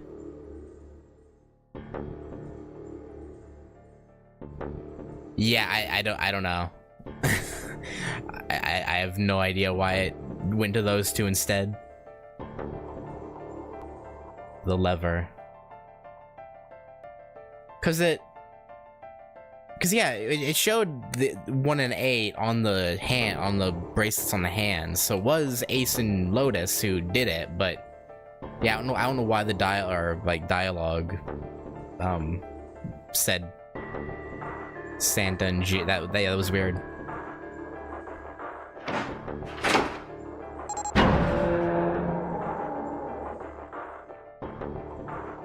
There was a metallic groan and the door slid open.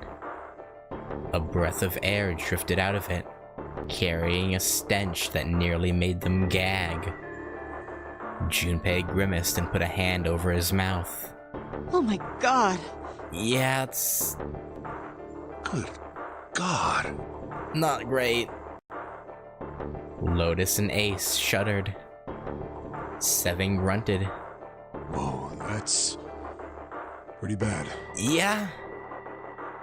Even Santa's voice shook. He blew up. It appeared that Santa was right. The hallway on the other side of the door was splattered with chunks of torn flesh and dark red blood. Yeah, no, that's fair reaction. The shriek echoed across the room. It had come from June. Then her strength left her and she dropped. As Junpei turned to catch her, the door groaned shut.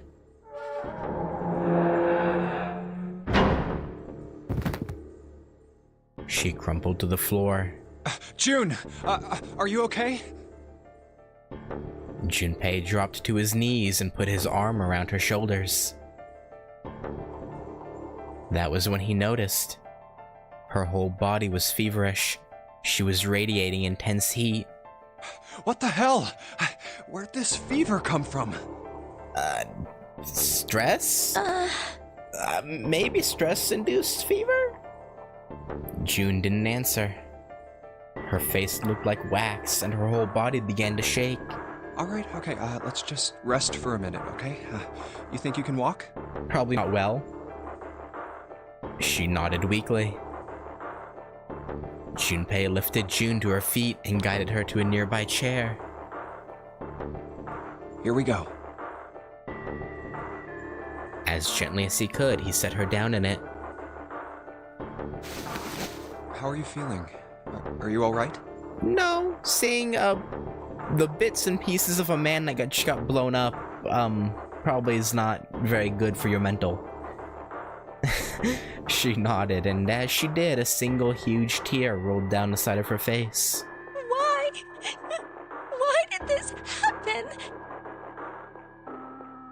That selfishness, I guess, selfishness and a cruel man playing cruel games. Her voice cracked, broken by misery and grief and choked by sobs. Why did this happen? Junpei spun around.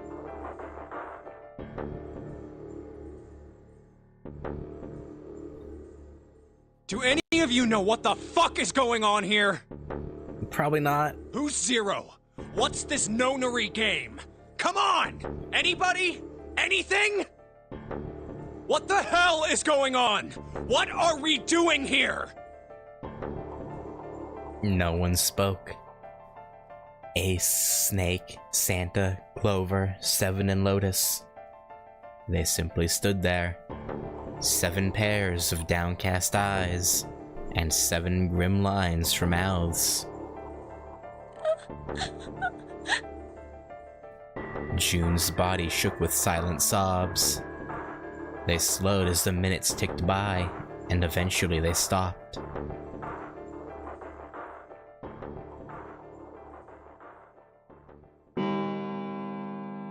Oh, has an hour gone by already? Oh, that's not good. Then suddenly, in the cold, heavy silence that had enveloped them like a thick fog, a bell began to ring. The clock in the central hall. 7, 8, 9, 10 times. Yes, that's an hour gone. That's real bad. And then on the 10th ring, it stopped. The sound of the bell faded away into silence. It's 10 o'clock then. Yeah. Ace said what each one of them had been thinking. That means it's been an hour since Zero's little announcement. Seven's deep voice echoed across the room. Fuck! I've had enough of this crap! Yeah, you and me both. Santa leapt to his feet, his fists clenched. How long are we gonna pussyfoot around like this? Hopefully not too much longer. We've already wasted an hour. We've only got 8 hours until this time limit Zero was going on about is up! Let's get going already! Go! Go!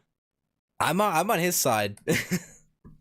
Santa's outburst fell on deaf ears. No one seemed to agree with him. They stared back at him, their eyes blank and their faces tired. Finally, Lotus spoke. No, I refuse. I'm not gonna end up like him. These people, man. He only ended up like that because he didn't go in with the people who also contributed to getting the door open. Like, can you all not read? Him? You mean the ninth man? Yeah. Of course, who else?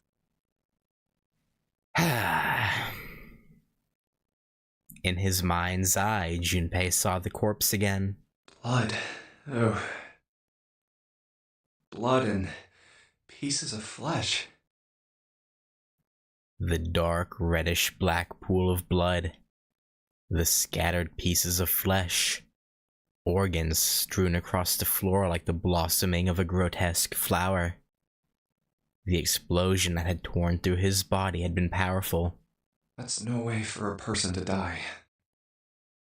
Well, I mean, at least out of anyone, he kinda had it coming.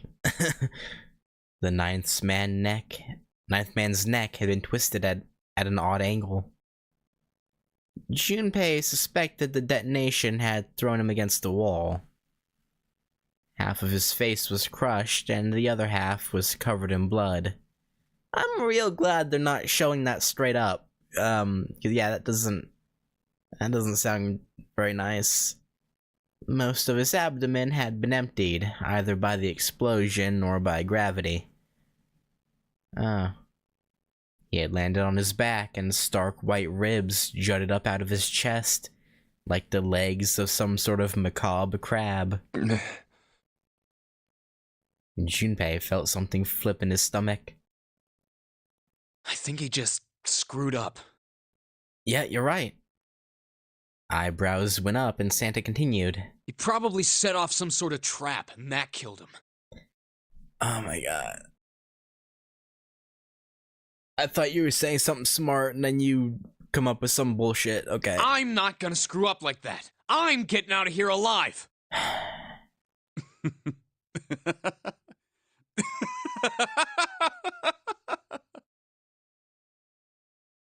Is Snake gonna point out the obvious, or... Whatever Snake was laughing at, Santa did not find particularly humorous. What's so goddamn funny? Oh, my apologies. You were just, so very confident. I couldn't help myself. Oh, confidence is funny to you, huh? What the fuck?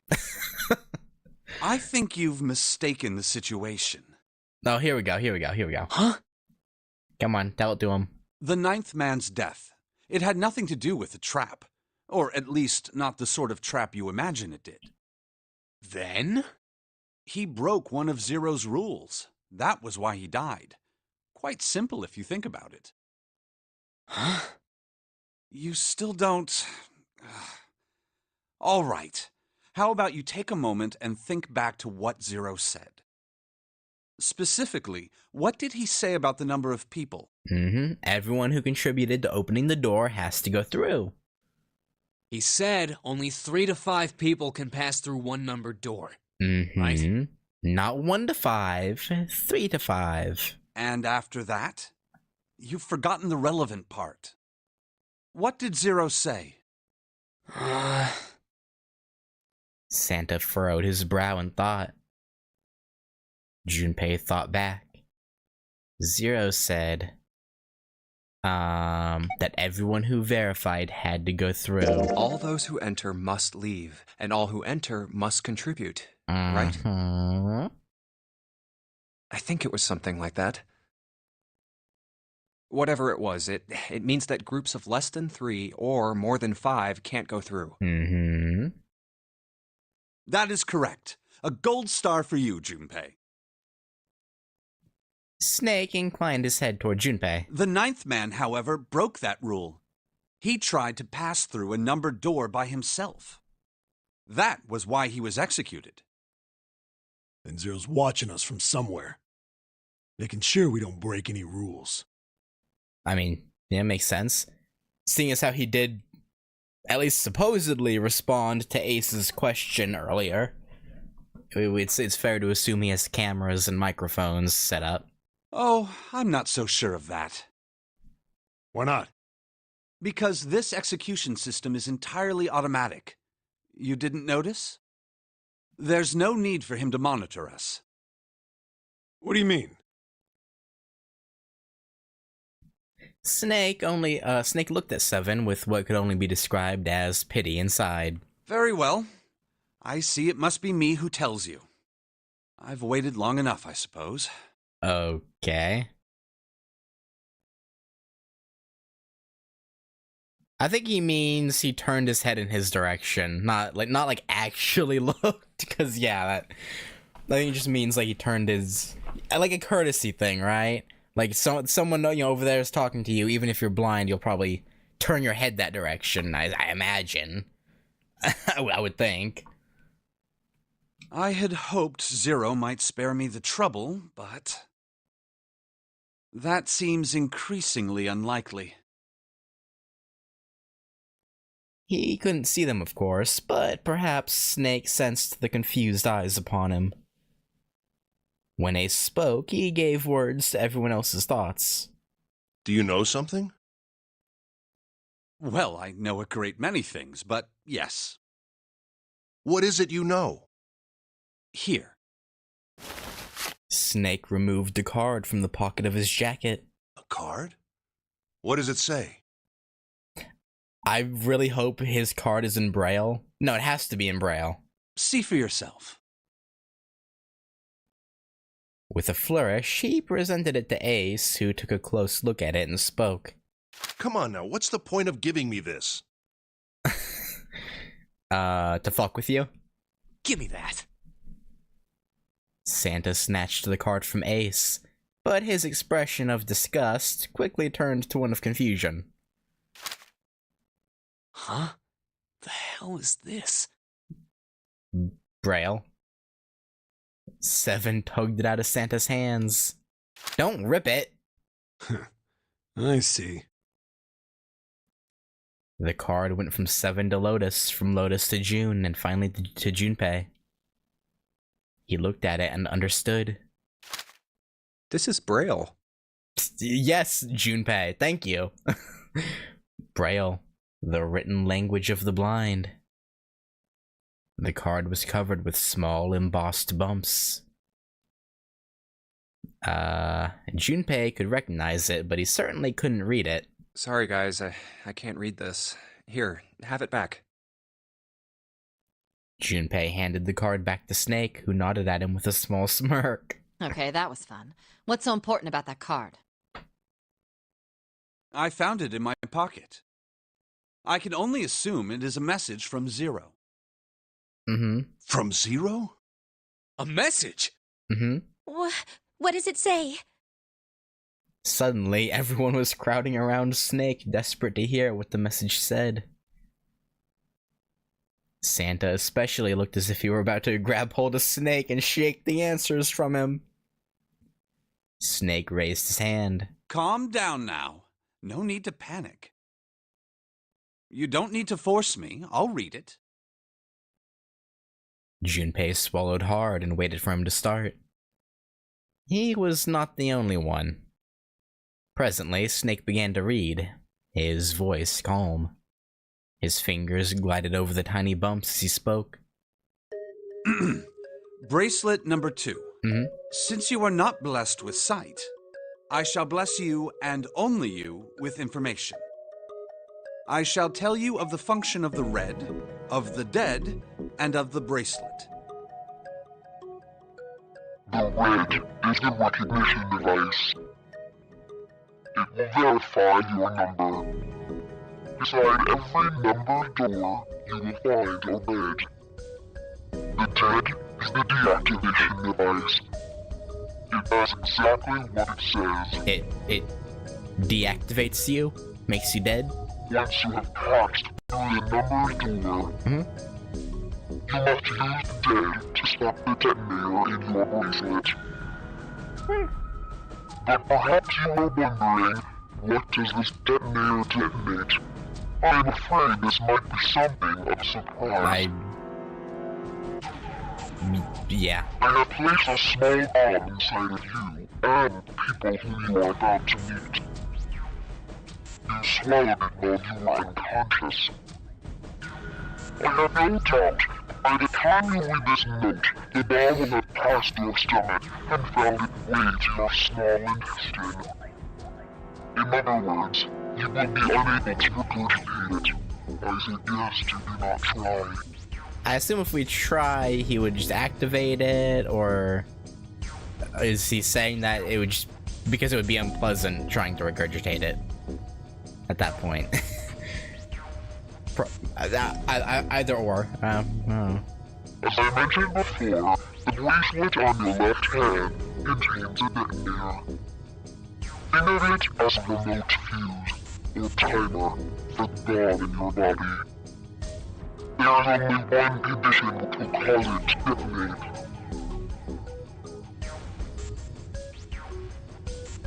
Well, no, I was talking about the whole him saying, I suggest you don't try.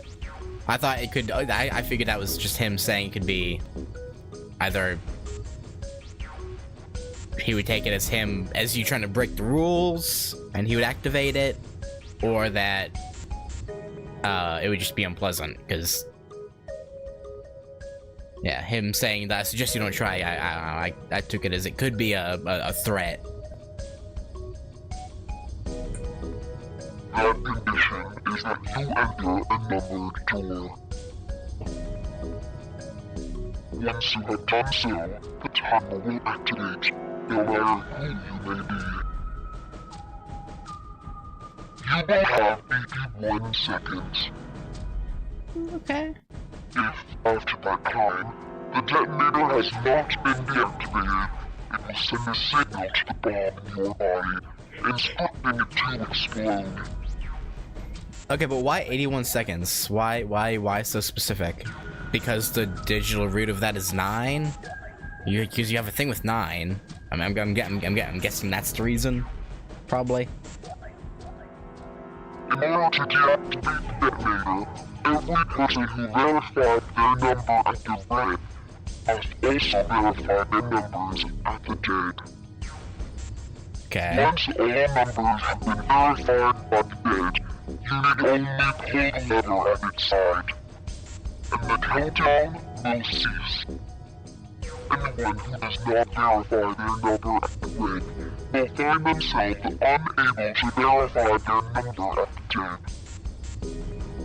That is to say, if you should pass through a numbered door without first verifying your number at the red, in 81 seconds, you will be dead. Okay. You must also keep in mind that the numbered doors will close automatically after 9 seconds have passed. So long as the doors open, the dead will not function. You would do well to remember this.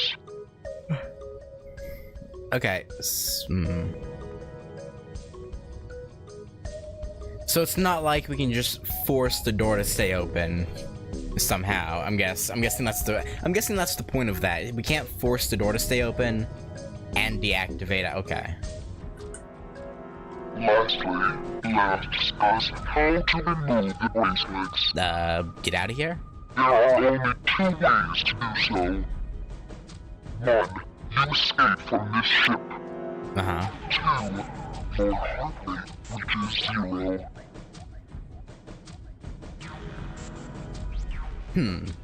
Interesting.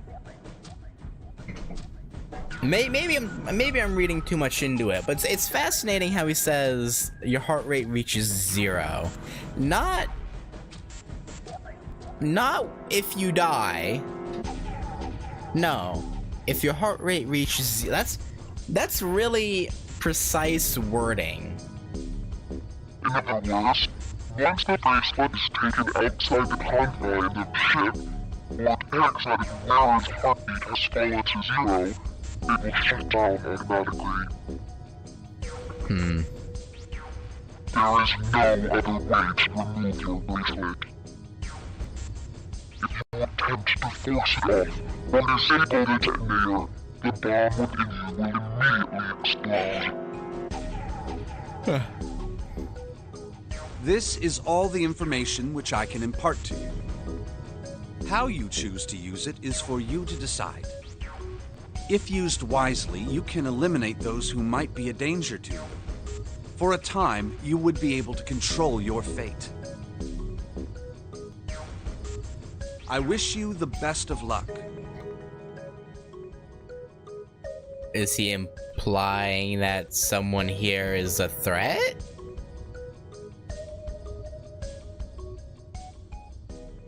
Maybe he's referring to just 9 specifically, but I don't know about that.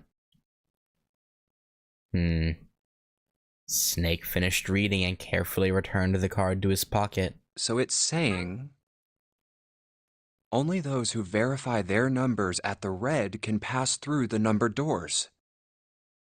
Yeah. Imagine if Zero at some point accidentally confused some bombs to Ninth Man's bracelet. Because that would fucking suck. Like, oh, he fucked up. Oh, whoops. Sorry, 4. Yeah, you, that's tough. That's, Teams can't add or subtract people after they're scanned in. The Reds, Deads, and Bracelets enforce the rules. They're judge, jury, and executioner. No, I don't know why I started yawning all of a sudden these last few minutes.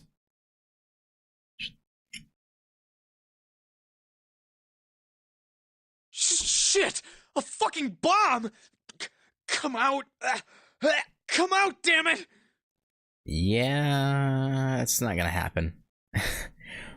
Like, I mean, I guess they could maybe get lucky and perhaps hope to, you know, defecate it out before the 9 hours are up. But then we did have the issue of drowning instead, so I guess that wouldn't really matter.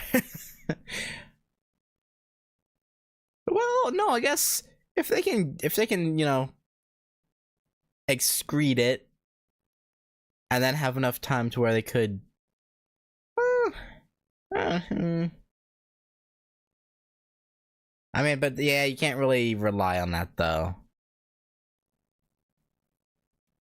The rest stiffened.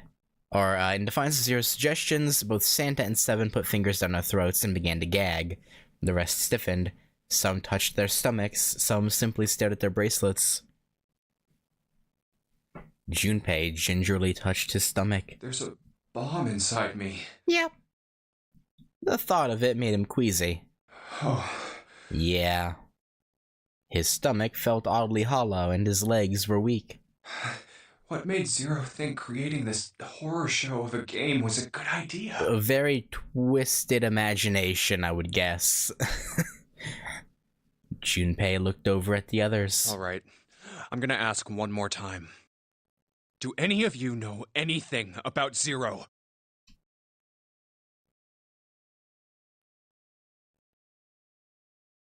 They were all silent, each person waiting to hear what the others would say.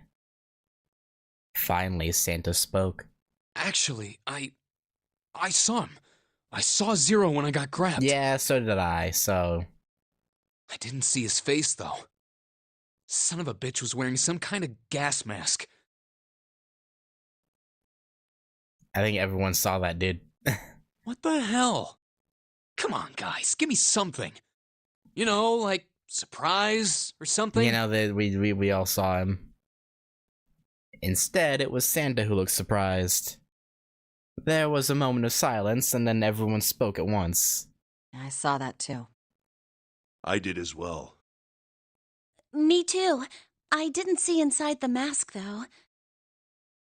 That mask! It was really scary! Huh? Yeah, you're not special, bud. You, Oh, so all of our abductions were the same. We were taken from home at midnight. So there's more than one Zero, obviously, right? The person claiming to be Zero had a mask on. There was white smoke, and then each of us passed out. We woke up to find ourselves on D-Deck, in a room with a 3-level bunk bed. No? How about you, Seven? Did the same happen to you? Only Seven's story seemed to lack the detail of the others. Oh, me? Yeah, well, mine was just like the rest of yours. Uh-huh. That was all he had said. It had occurred to Junpei at the time that it sounded somewhat strange, but he didn't press the issue.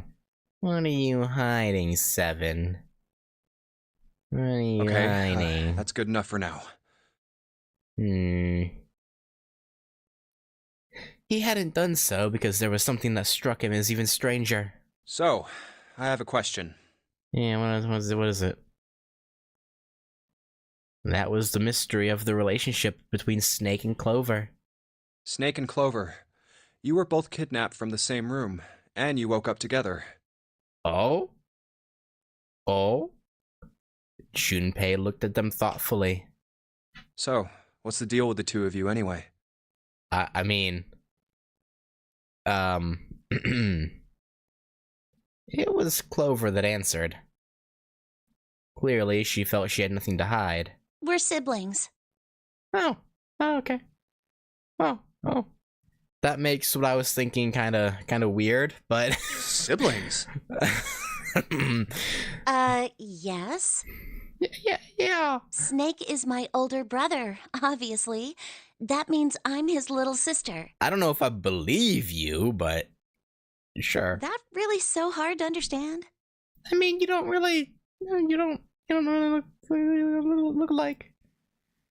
Junpei was taken aback. The others seemed just as surprised. She is correct, of course. He laid his hand on Clover's shoulder. Are you, surprised?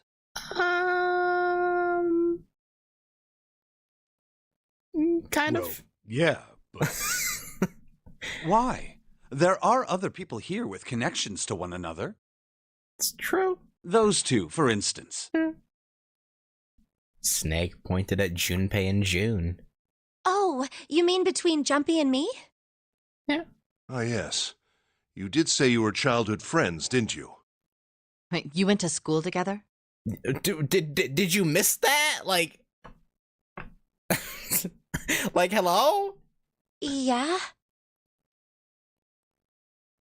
June glanced at Junpei, uncomfortable with the sudden attention. Well, yeah. Junpei felt somewhat nervous as well, and tried to scratch his head as casually as possible. Hey, you think maybe we could figure out who Zero is this way? Yeah, you're right. Go on. You connect the dots between the victims, and that leads you to the perp. Textbook stuff.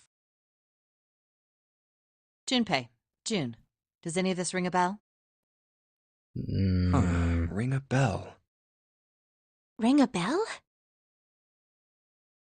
They looked at one another, and like it was staged, they both tilted their neck at the same time. Well, perhaps you went to school with the son of a multimillionaire. That... A millionaire? I don't... Son? Well, someone bought this boat and set up all of this. That's a good point. Whoever Zero is, they must be incredibly rich. Well, we can't be sure of that. To me, this seems as though it's the work of an organization, not an individual. Yeah, if all of us were kidnapped at the exact same time and we all woke up here roughly the same time-ish, yeah, it's very likely it's multiple people. Most likely, Zero is simply the representative of a larger group. Yeah. What sort of organization?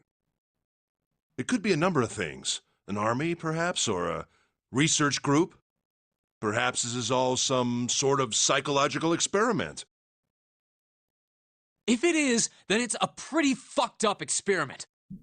Yeah, no, but yeah. I mean, come on! Yeah. A guy's dead! That he is. The word dead hung in the air, heavy and ominous. The room went quiet again. I don't know who the hell this Zero asshole is, but I know for sure he's gotta be pretty fucked up in the head to do all this. If this was all one guy, then he's got some serious issues. Yeah, it's definitely not one guy, but I mean, even if it is an organization, it's still fucked up. All of the people involved in that are fucked up. Even with the specter of death hanging over them, their discussions continued for some time. I thought we were finished with that topic. You know, we really should get a move on. Like, we're burning a lot of time. But then what should we do? We should talk it through. Oh my god, enough! All we're doing is talking! Yeah, we're gonna die if we just stay here like this. Santa threw up his hands, his voice filled with irritation. Talking won't solve anything! It can't help us find our way out of here! You really sure you want to just sit around? We've only got 7.5 hours left. We already wasted an hour and a half of our 9 hours. Everyone there was already on the edge of panic. What Santa told them only made that feeling more intense. No one was willing to argue this time. You're right. Very well then. There's only one way for us to proceed. Gotta go through the doors. Sure not gonna be fun running around knowing we gotta jump when Zero says jump. Well, it's stupid to just sit around here doing nothing. Well, thanks to Snake's card, at least we have some idea of how this all works. I mean, yeah, I guess. Correct. I won't And harp so on it anymore. long as we all follow the rules, we will most likely be all right. But But what? Who's going to go in which door? Oh boy, here we go.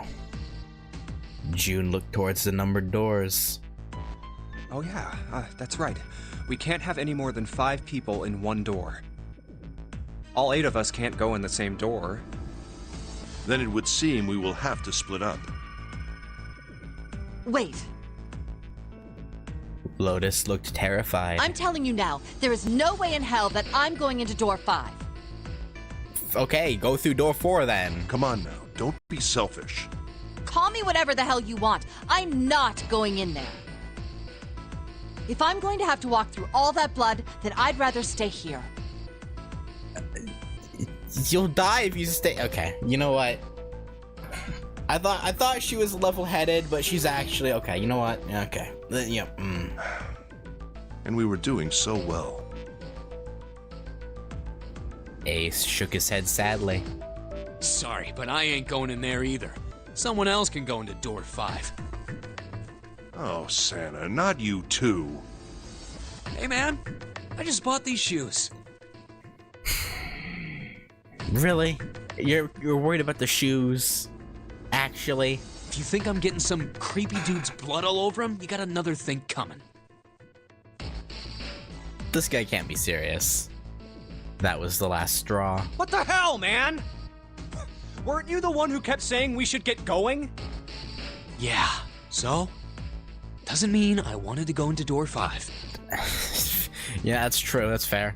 Oh, God. There was an awkward silence. Finally, Seven spoke. Fine, I'll go into door 5. Thank you. I can't go in there alone, though. Yeah, no, you would just blow up too. Anyone else willing to come with me? Yeah, any volunteers? There was another long silence. I guess Junpei, Ace, and Snake? I don't know. This time, Snake was the one to break it. I'll go. what? Don't worry. You'll be fine. We may part now, but I'm certain we'll meet again later. Yeah, I guess, yeah, he can't really see the blood. I mean, he'll smell the gore, but yeah. It's a good thing the 9th man was one with the number 9 bracelet. If for any other number, the remaining ones can all go through both doors. Yeah, I guess that's a bit of I don't want to say clever writing from the developers, but it's a good way to display the consequences of a mistake without locking everyone else out. Or anyone else out, that is. How do you know that? Gut feeling. Because I do. That's not an answer! Yeah, no, I'm on Clover's side. That's really not a good answer. If you're going, I'm going too. I'm going into door 5. What am I going to do with you? There's nothing you have to do. Ace stepped forward. If I join you, the problem is solved, correct? 7 is 7, and Snake is 2. Yeah. And if you add Clover's 4 and my 1, the digital root will be 5. That's how that works, yeah. 7 plus 2 plus 4 plus 1 is 14. Yes. The digital root of 14. 1 plus 4 is 5. Mm-hmm. Oh, it works perfectly! The 4 of us can go into door 5. Wait. What about the other 4? What's their digital root gonna be? Junpei did a quick mental calculation. Lotus, Santa, June, and me. Yeah. Our bracelet numbers are 8, 3, 6, and 5. 22, so yeah, 4. 8, 3, 6, 5. What would our digital root be? It's 4. 8 plus 3 plus 6 plus 5 is 22. So... It's 2 plus 2? The digital root of 22, 2 plus 2 equals 4. Yes. Correct. He repeated what he determined. It's 4. Add up our 4 bracelet numbers and the digital root is 4. Then we can go into door 4. Yeah. Huh.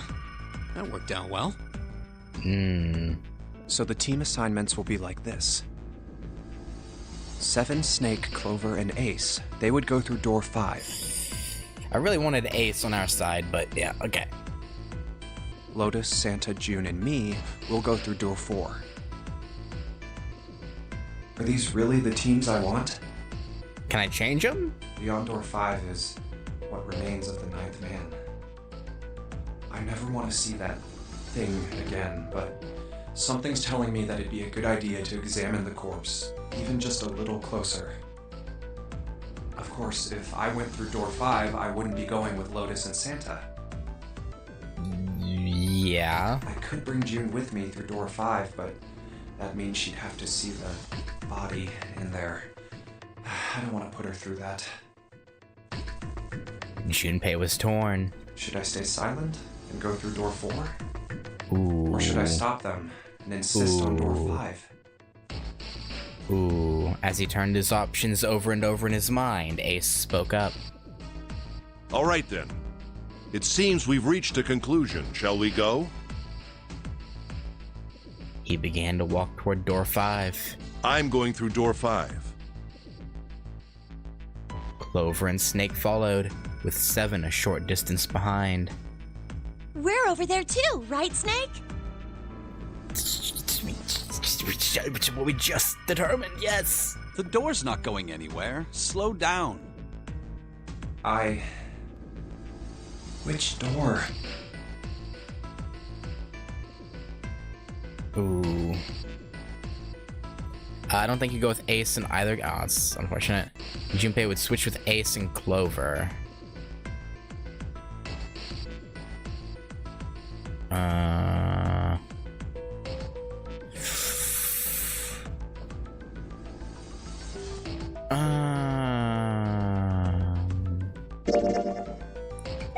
And save. I just put it in slot 1, it's fine.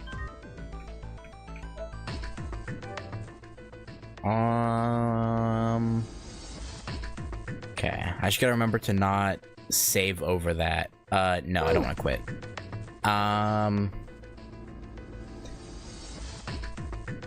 I'll go with the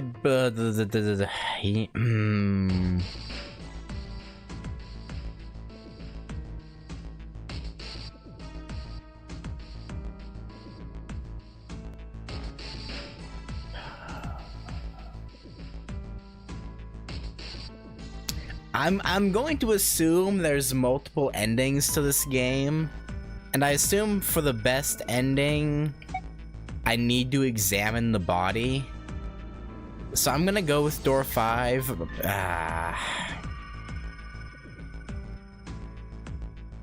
But I really want to go with Lotus and June. Man,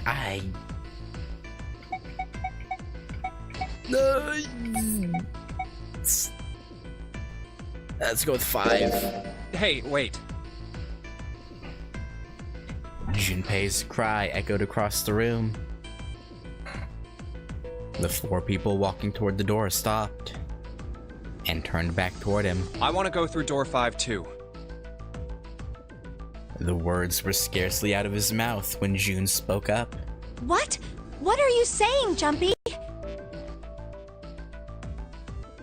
If you're going through that door, then I'm going with you. You can't. He turned around to look at her. No, you can't. I can't take you with me.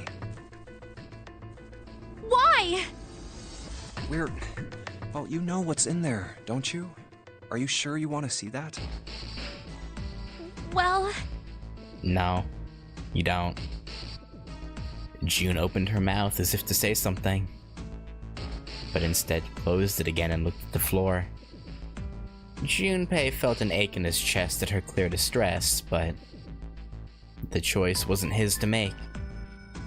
There was nothing else he could do. Now, if we don't find anything on the body, I'll probably reload, because I do want to go through 4, but if looking at the body doesn't, like, yield anything, or if it does yield something, then I'll continue on, but if not, then I'll go back. There was nothing else he could do. Junpei turned away from June, doing his best to silence his turbulent emotions. Please, let me go into door 5. 7 scratched his head and looked at the young man. Man, now we're right back where we started, you know that? Meh. Junpei's bracelet is number 5, right? Yep, so Ace, Clover, switch. If we are going to add Junpei, then we must subtract 5 from the rest of us. Snake turned to Ace. Ace, please, take good care of Clover. Oh, all right. That's fine. That's all you have to say? 1 + 4 = 5. Don't go away! You need to listen to me, Clover. Go to door 4 with the others. No! Alright, Gogeta, have a good night. Don't be so selfish. I was probably gonna end here after this scene anyway when we go through the door. Snake's tone was harsh. Why? Tears welled up in Clover's eyes. She bit her lip and did her best to fight them off. Snake's expression softened, and he put his arms around Clover. He held her close and whispered into her ear. You'll be fine. Just relax. I don't know, these sad goodbyes are making me paranoid. But, oh, what can you do?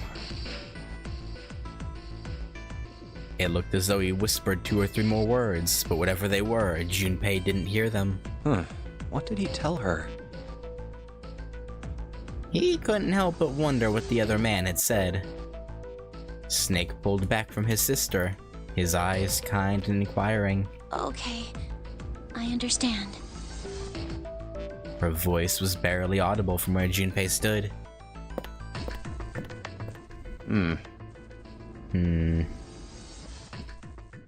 Very suspicious. Before long, new teams were assembled. Let's make sure we've got this straight. Those going to door 5 are me, 7, and Snake. Yes. 7 plus 2 plus 5 equals 14. Yes. And the digital root of 14, 1 plus 4, is 5. Yes. And those going to door 4 are Lotus, Santa, June, Ace, and Clover. 5, 6.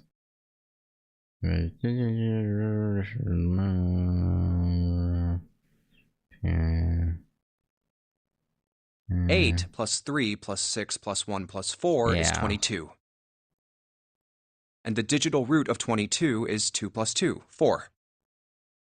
We're okay with this. No problems here. Yep. Yes. Everything checks out. Let's do it. All right, then. Hasta la vista. 7, Snake, and Junpei scanned their numbered bracelets in quick succession. The screen of the red showed 3 asterisks. The lever's all that's left. Okay. All right, then.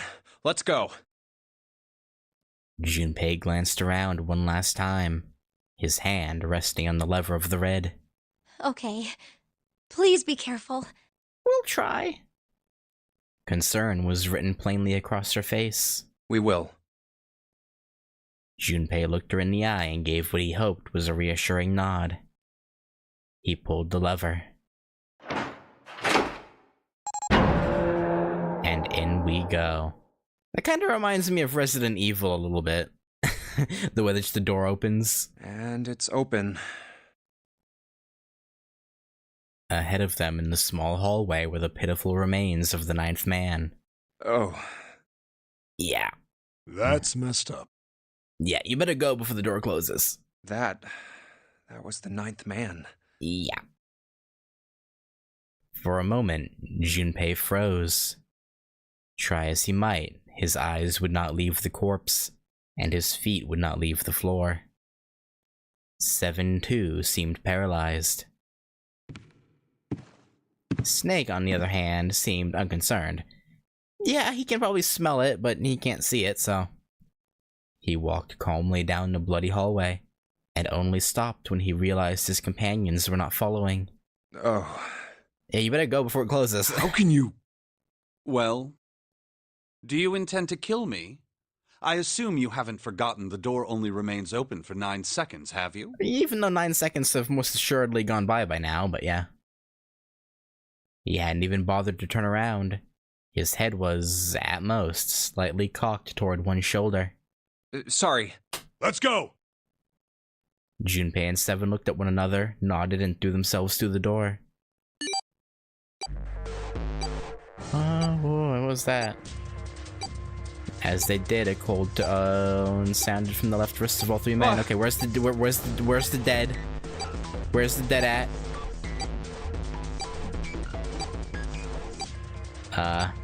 7 and Junpei looked down at their bracelets. On both of them, and on Snake's, a red skull had flickered to life. Damn it! The countdown started! They had scarcely processed this information when...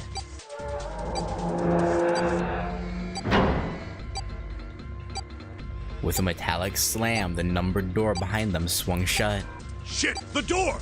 Yeah, obviously. There's no turning back now. And if we don't manage to find the deactivation device... Yeah, we shouldn't stand here. We should go. Hey, where is the dead? The fear and urgency in 7's face reflected what all 3 of them felt. How the hell should I know? Stay calm. Look around you. Okay, I get it. Junpei spun around, searching desperately for the dead. He found it easily enough. It was on the wall next to the closed door labeled 5. Oh, that's in a very easy spot. Right here! As he yelled, he struck the scanner with his hand. The other 2 scrambled to follow suit. Okay, pull it. As soon as they finished, Snake threw the lever down. That was stressful. Whew. Well, it looks like it stopped. Yeah, for now.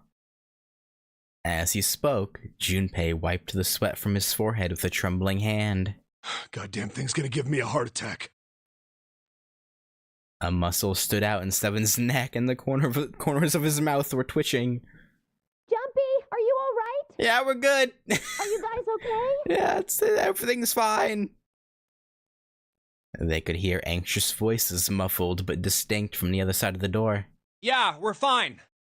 The detonators have been deactivated. They heard relieved sighs, and even through the door, the three men could feel the tension disperse. All right, we're moving on. Be careful, okay? Okay. Sure thing. Lotus also sounds familiar. I don't know why.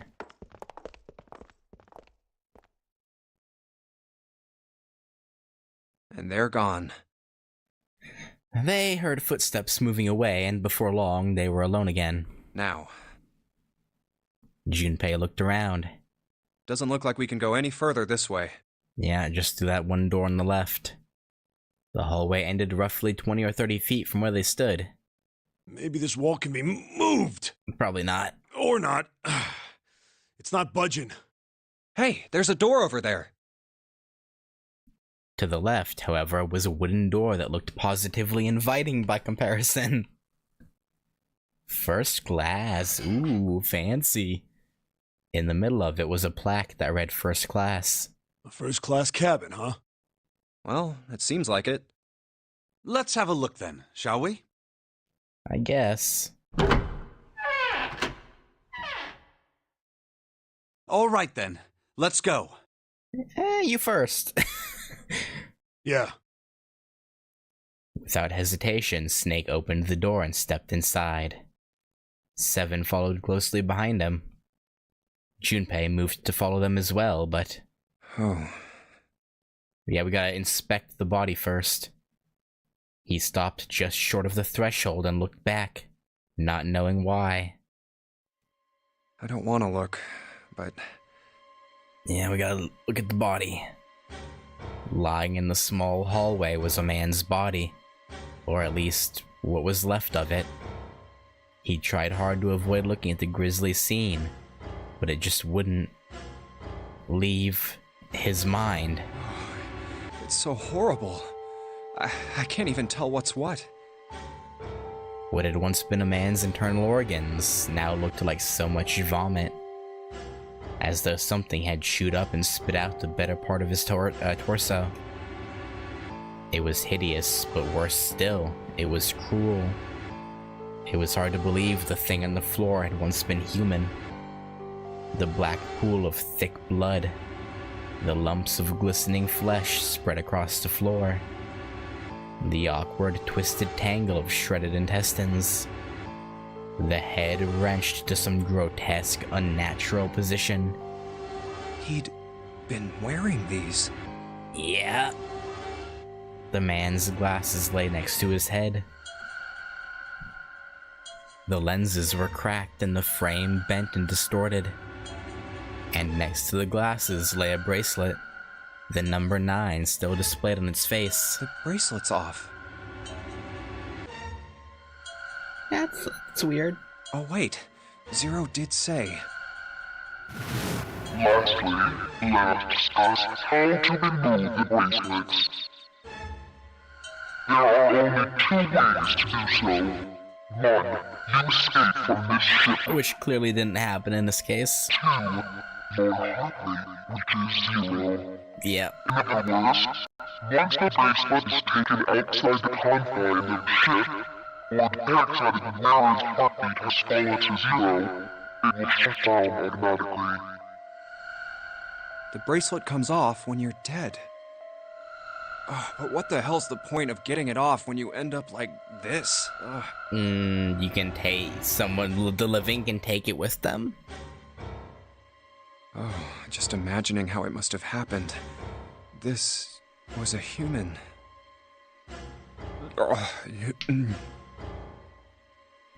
Suddenly, I'm glad I actually decided to go with this, because if we go the other way, maybe no one would think to grab the bracelet. I see. Okay, hopefully that I'm right and we do grab it, or otherwise this would be real silly. Suddenly, Junpei felt his stomach convulse, and a knot of muscle gripped his throat. Oh god. Oh, I feel like I'm gonna puke. Oh, I gotta get out of here. Grab the bracelet first. He clapped his hands over his mouth and ran to the first-class cabin. Really? We're not grabbing it? What? Oh boy. That's not good. The atmosphere changed immediately. The room was gorgeous, and despite the apparent age of the ship, maybe we just have to keep, maybe we have to keep that in mind for later. The atmosphere changed immediately, the room was gorgeous, and despite the apparent age of the ship, none the worse for wear. Huh, where did they... He looked around. Seven and Snake were nowhere to be seen. There were 2 doors on the right side of the room. He opened the one on his right and went through. Through here? Did we just enter a maze? On the other side of the door was a short hallway. He jogged down the hallway, opened the door at the other end, and peeked through. Oh, okay, not a maze, just... okay, never mind. There they were, to his right, busy examining something. What's up, guys? What's up? What's going on? He stepped through the door and walked toward them. Check this out. We found this thing here on the door. The red light's on. Does that mean it's locked? I would assume so. So I would assume. Is there any other way out? We looked around a little. Other than this door, we didn't find anything. So you're telling me that unless we can open this door... Yes. We won't be going anywhere. Junpei stepped away from the door and looked around the room. This looks like a bedroom. Then the other room is probably a living room, or the closest you can get to one on a ship. All right, let's find a way to open this door. Come on, guys. All right. Finally, we're getting back to some gameplay. Yeah, okay, here we go. Seek a way out. Ah. First class cabin. Alright. With that, though, I'm going to stop. And next time, hopefully there's no super long, like, dialogue exposition sections like there was here. Because we did the, like, prologue, and it was, like, a little over 2 hours of just dialogue. Like, I know it's a visual novel, but... you know. Hopefully nothing, but I mean, now that all the exposition is out of the way and we know like the rules and all that, hopefully next time will be more gameplay, you know, puzzle oriented. But anyway, that's gonna do it. Thanks for watching, and yeah, I'm gonna be doing this all this week, all, you know, Halloween week, because I want to get it done before the start of November. And then so I can get back into, you know, Fate Extra and Melty Blood. But I just wanted to do something a little... I mean, honestly, really, at least, you know, Melty Blood might be more Halloween-esque than this, but, you know, whatever. But, yeah, anyway, that's gonna do it. Thanks for watching, and I'll catch you later. Peace.